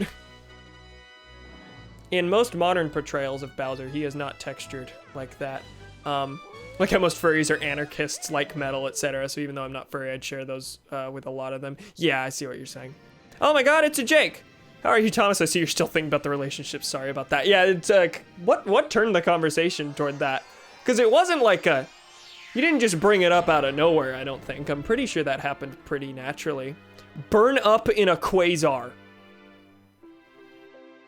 I see. You know, I was gonna stop the stream after the Bowser fight, but, I kind of want to keep going for just a little bit longer, but, how many stars do I have? I'll set a specific star, I'm not gonna go for 40. I was gonna say go for 35 or something like that. Go for some rounding of 5. I made a joke about Mario on Tinder because B. That's right. No, you made Bumble. You ruined the joke. You ruined the joke in your restating of it. We've ascertained the location of your special one. Okay, it's gonna tell me you need 26 more stars, yes. I promise I didn't see the number before I said it. I did do the math. You need 60 total to go fight the final Bowser.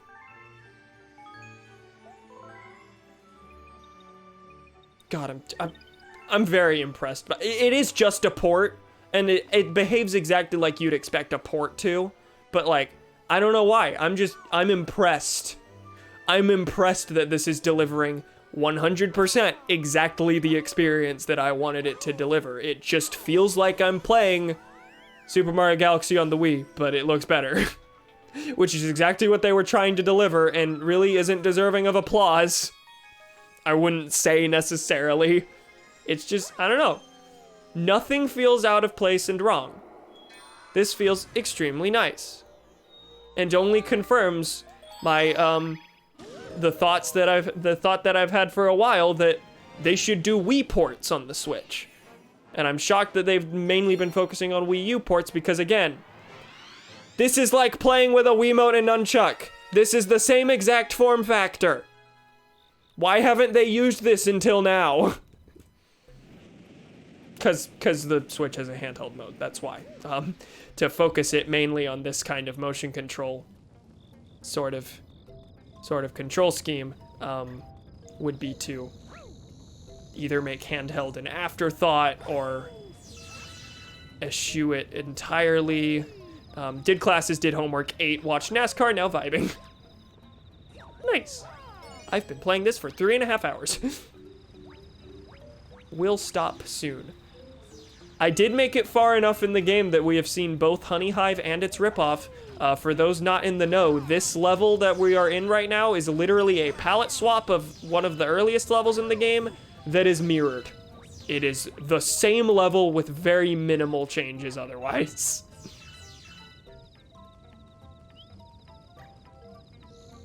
However, the missions are pretty different.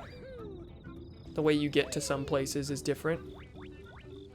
Hold on, there's an L of star bits out here. Or did I already get it? In the first level, there is an M of star bits out here for Mario. In the palette swap, there's an L for guess who? which is kind of fun.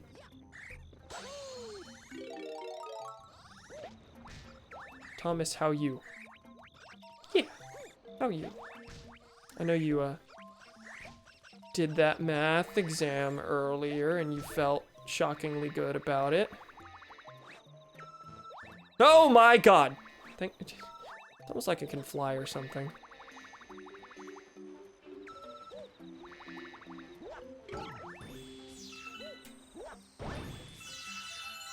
Many, many more star bits.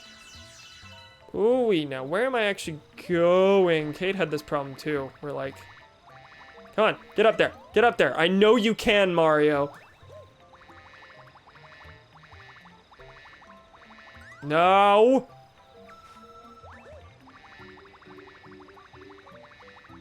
There we go.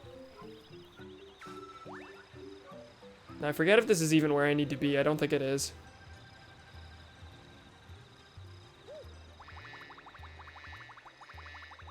Is it? Do I need to do something else? I don't actually... Oh, I need to look for the blue star chips, which were to make pull stars to send me somewhere. If there is a mission dealing with up here. Hold on. Whoa, what's this? Am I supposed to be able to get here right now? Is this just a bonus? I'm not totally sure. I don't specifically remember how this mission plays out. I gotta go call a pal. I'll catch you later. Also, yeah, yikes on the dating sites. Okay, bye, Jake. Thanks for stopping by for the little bit. Telling him about each of the dating sites I've used aside from Alt Scene, which is Bumble and Hinge. Yeah, it hasn't been like a... Definitely not a... like, depressing, like, big emotional event. Just, hey, these are bad in this way. Why are these like this? Which is exactly what I had about this game at the start. I did Rainbow Mario. Oh, this is my first transformation to Rainbow Mario? It took this long? I guess I have been skipping all the stars where it would have shown up. Huh.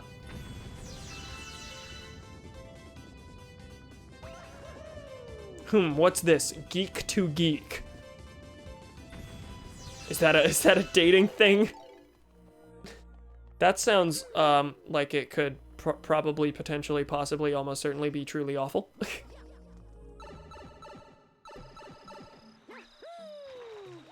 Seems like it could be either pog or cringe. Yeah, like it has the potential for, it has the real potential for both.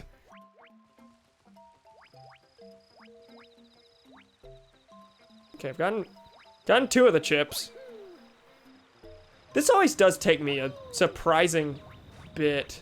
I think there's one in here. Yeah.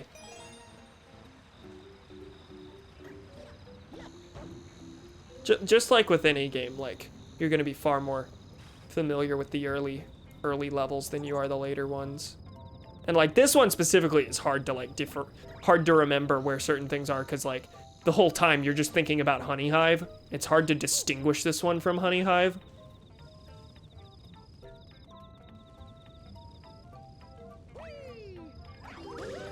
Where's that sending me? Up here. Okay.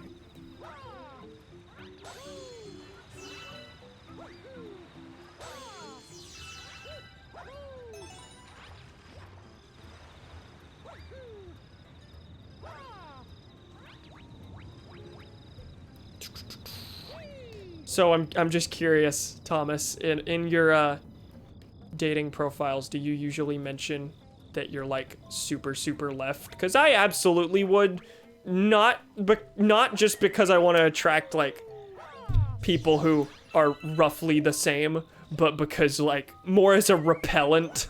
Because like I know that in any dating profile I would like mention something about my video game interests, and you know how the gaming community be. That, just mentioning that alone definitely has the potential to attract some bad people that I would rather never ever speak to. So if I mention I'm a lefty boy, that can immediately like repel the worst kind of humans that I would specifically not want to have. My Bumble profile has a cab, and all my profiles have me in my commie hat. Oh yeah, that you do have that photo. Oh, the other one's literally right here. Now pray tell, where does this lead again? Oh, I had this thought last time Cade did this, I'm almost certain that that launch star shows up alongside the pull stars. It's not already there. But if it's already there, that means it's definitely possible to zoom through this without needing to grab all the pull stars, the star chips, because you could just like long jump or fly to the launch star, and that would be cool and epic. Oh, I forgot about these things. Do they show up in only this stage?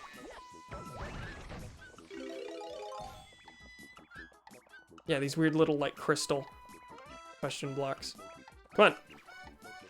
There we go. I think I forget about them because I never really engage with them. Like, those show up at the same time as it's like, hey, go chasing after this thing. So you chase the thing and then it gives you the star. You're not really going to stop and smell the roses necessarily.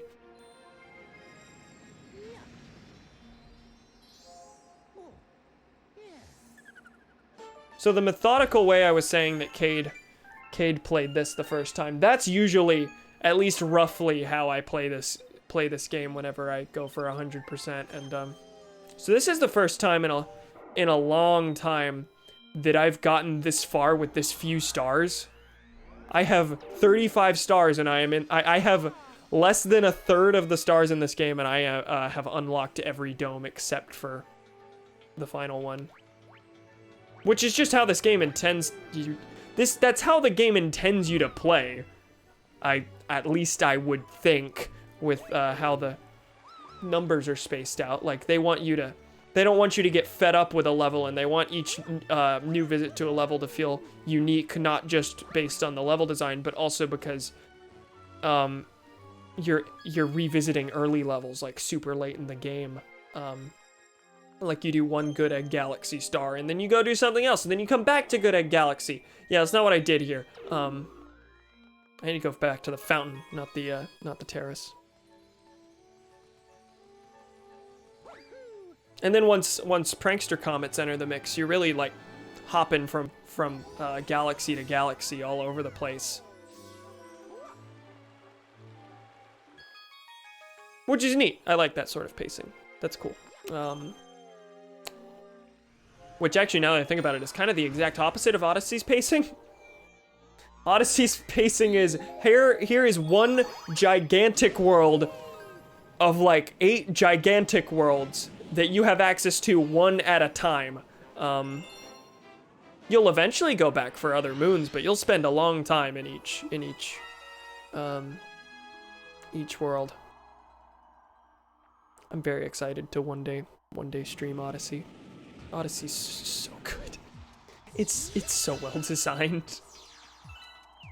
Like, I love this game, and this is the one I have the most memories with, and if I were hard-pressed to say a favorite, I again would probably say this is my favorite, but Odyssey's the best. But, like, Odyssey has me consistently in awe at its explorative design, whereas this is very clearly, like, not an exploration-based game, even compared to something like 64 and Sunshine. Like, it can pretend it is all at once, and that is one criticism that's been levied at it, is that it pretends to be something it's not.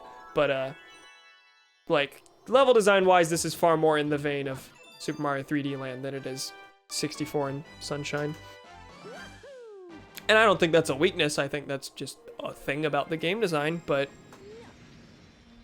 I would understand someone being a little disappointed by Galaxy when expecting that the next Mario game would be like a vaguely open world sandboxy thing, the way 64 and Sunshine are.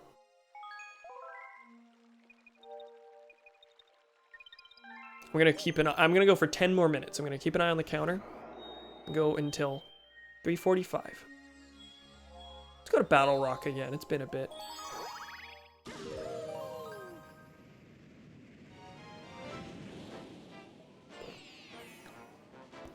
Shocked I haven't run out of water, which simply means I haven't been drinking enough water this stream, but you know, it's fine. It's fine. Shh.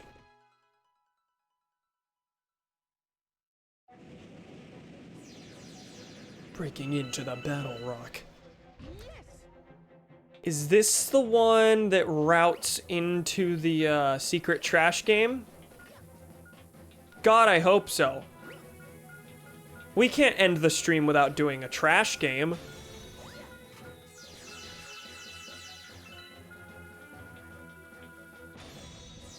Yeah, I think that's why all the star bits are here. Pretty sure. And then up ahead are gonna be the chomps and the rainbow star to destroy them and get star bits from them.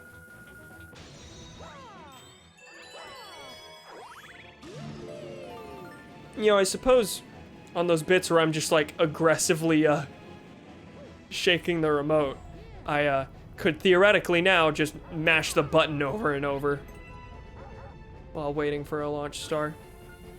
Trash game, trash game, trash game. The trash game that everyone hates, but I like because I'm an idiot. But also because I think most people kinda miss the fact that the game essentially tells you how to complete it. Talked about this last time we did this, but I'll mention it again once we get there. I feel like I have to have enough by now. I feel like it's like 60 that it wants. Anyway, let's go to the Hungry Luma.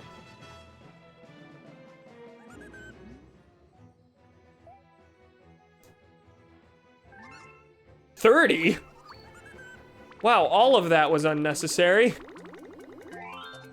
That's so much lower than I thought. They really are like, okay, you gotta kill one chain chomp and then you proceed. Trash game time, trash game time, trash game time.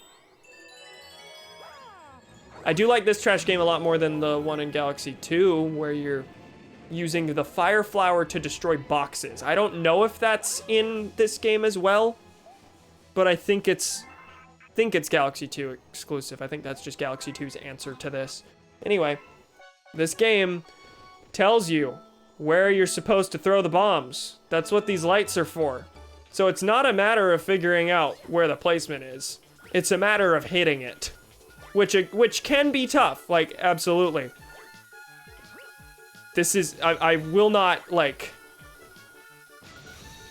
discount the difficulty of this game, but I feel like a lot of the difficulty that people feel with this game is that they don't notice the lights, and that they're specifically trying to tell you, hey, throw the things at that. See, I did that without really even focusing on it, and while just rambling, because I knew how to do it. And then Cade took how many tries? That's not to say I blame people for not picking up on the whole lights on the floor thing, but that's why those are there.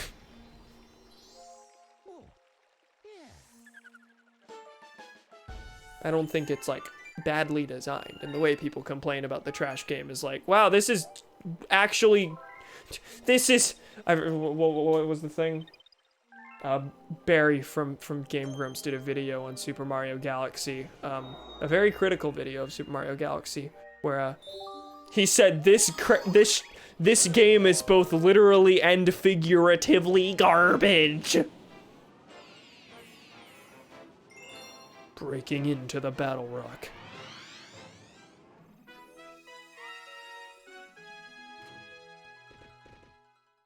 I am kind of shocked I did that first try though. Oftentimes I like throw one a little farther than I intend to, and the radius just doesn't get as much trash as I want it to.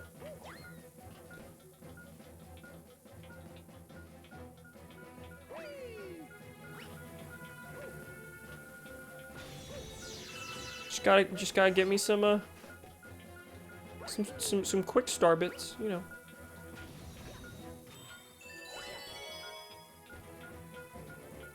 You know, I didn't actually intend to go for the second one, and then I just decided, yeah, this is what I'm doing with my life. This is not a waste of time. All right, so let's do this, and this time not go that way. Let's save the Luma. Help! I like how last time that boy was sitting there asking for help, and I was like, no, what are you talking about? You think I care about you? Even when going for the secret later, like, that'll still be the case. It is loading the game into the exact same state as it is for the first mission, so... As it is for the normal mission. So, like, to get to that secret, it's, kind of paramount that you, specifically do not save that Luma.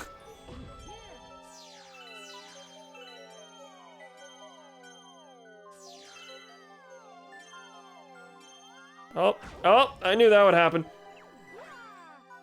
There we go. Kind of rough. Could have done better, but shh, it's fine.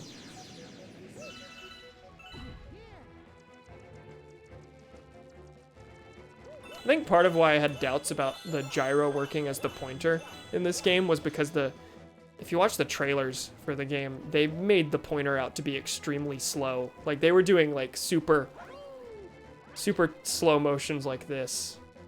And they also had it, like, pointing toward you, pointing toward the player as they were using the cursor, when no, it's clearly intended that this is supposed to be a pointer. You point it at the screen exactly like the Wii Remote. Why would anyone use the cursor with the controller up and facing toward them? And, like, with how slow it was moving, I was like, is this gonna be, like, unresponsive? Is this gonna be, like, too slow to properly get star bits? Is it gonna feel just off? No. It feels better than the original. Ah, that's right. I've got to slam right into your body with a cannon.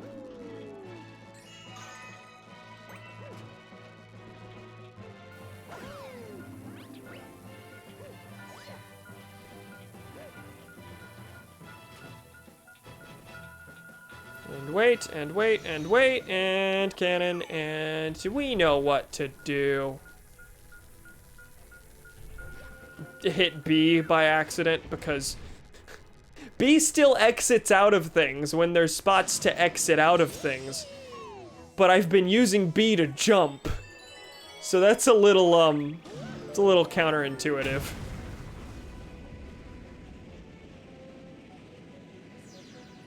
I know B just is traditionally the back button, but...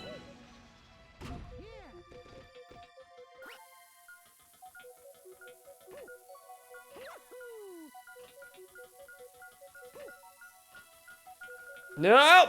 Faster! I got it. Okay. That was a little close. I wonder if it's possible to blow that up and the one up in the same go. This is always stressful, even though I almost never screw it up. It's always stressful anyway. I hit B. Okay, it's actually real stressful right now because with it being gyro, it like feels every shake in your hand. And these are just, again, way lighter than the Wii Remote, so it's a little harder to keep your hand steady. Especially when your body seems to think it's operating on 3 hours of sleep. Mentioned this on Twitter. One epic feeling I've had lately is that no matter how much sleep I get, it feels like I got none. Anyway, I think I'm gonna go ahead and call it quits there. This was fun. This was real fun. It was nice to do just like a relatively impromptu thing where I just kind of decided in the middle of the day, you know what, I'm gonna stream this instead. Without the expectations of a full playthrough, even though I would, judging from this, be able to beat the game in the next 2 days if I so chose. You know, I don't think I'm gonna do that. But, thank you, pals, for joining me for these 3 hours and 45 minutes, which is not how long I intended to go, oh my god. But, good stream, thank you. I think it was. Good night, Mario, and good night, everyone else. That was supposed to be a segue, but I don't have to. I always forget, like, there's a button. I am supposed to hit 2 things on my phone to get to the goodbye screen. So I hit the goodbye scene, and then I have to hit the transition thing. I always forget to hit the goodbye thing in advance. So, good night, everyone, and good night, Mario. There you go. Nailed it. Bye.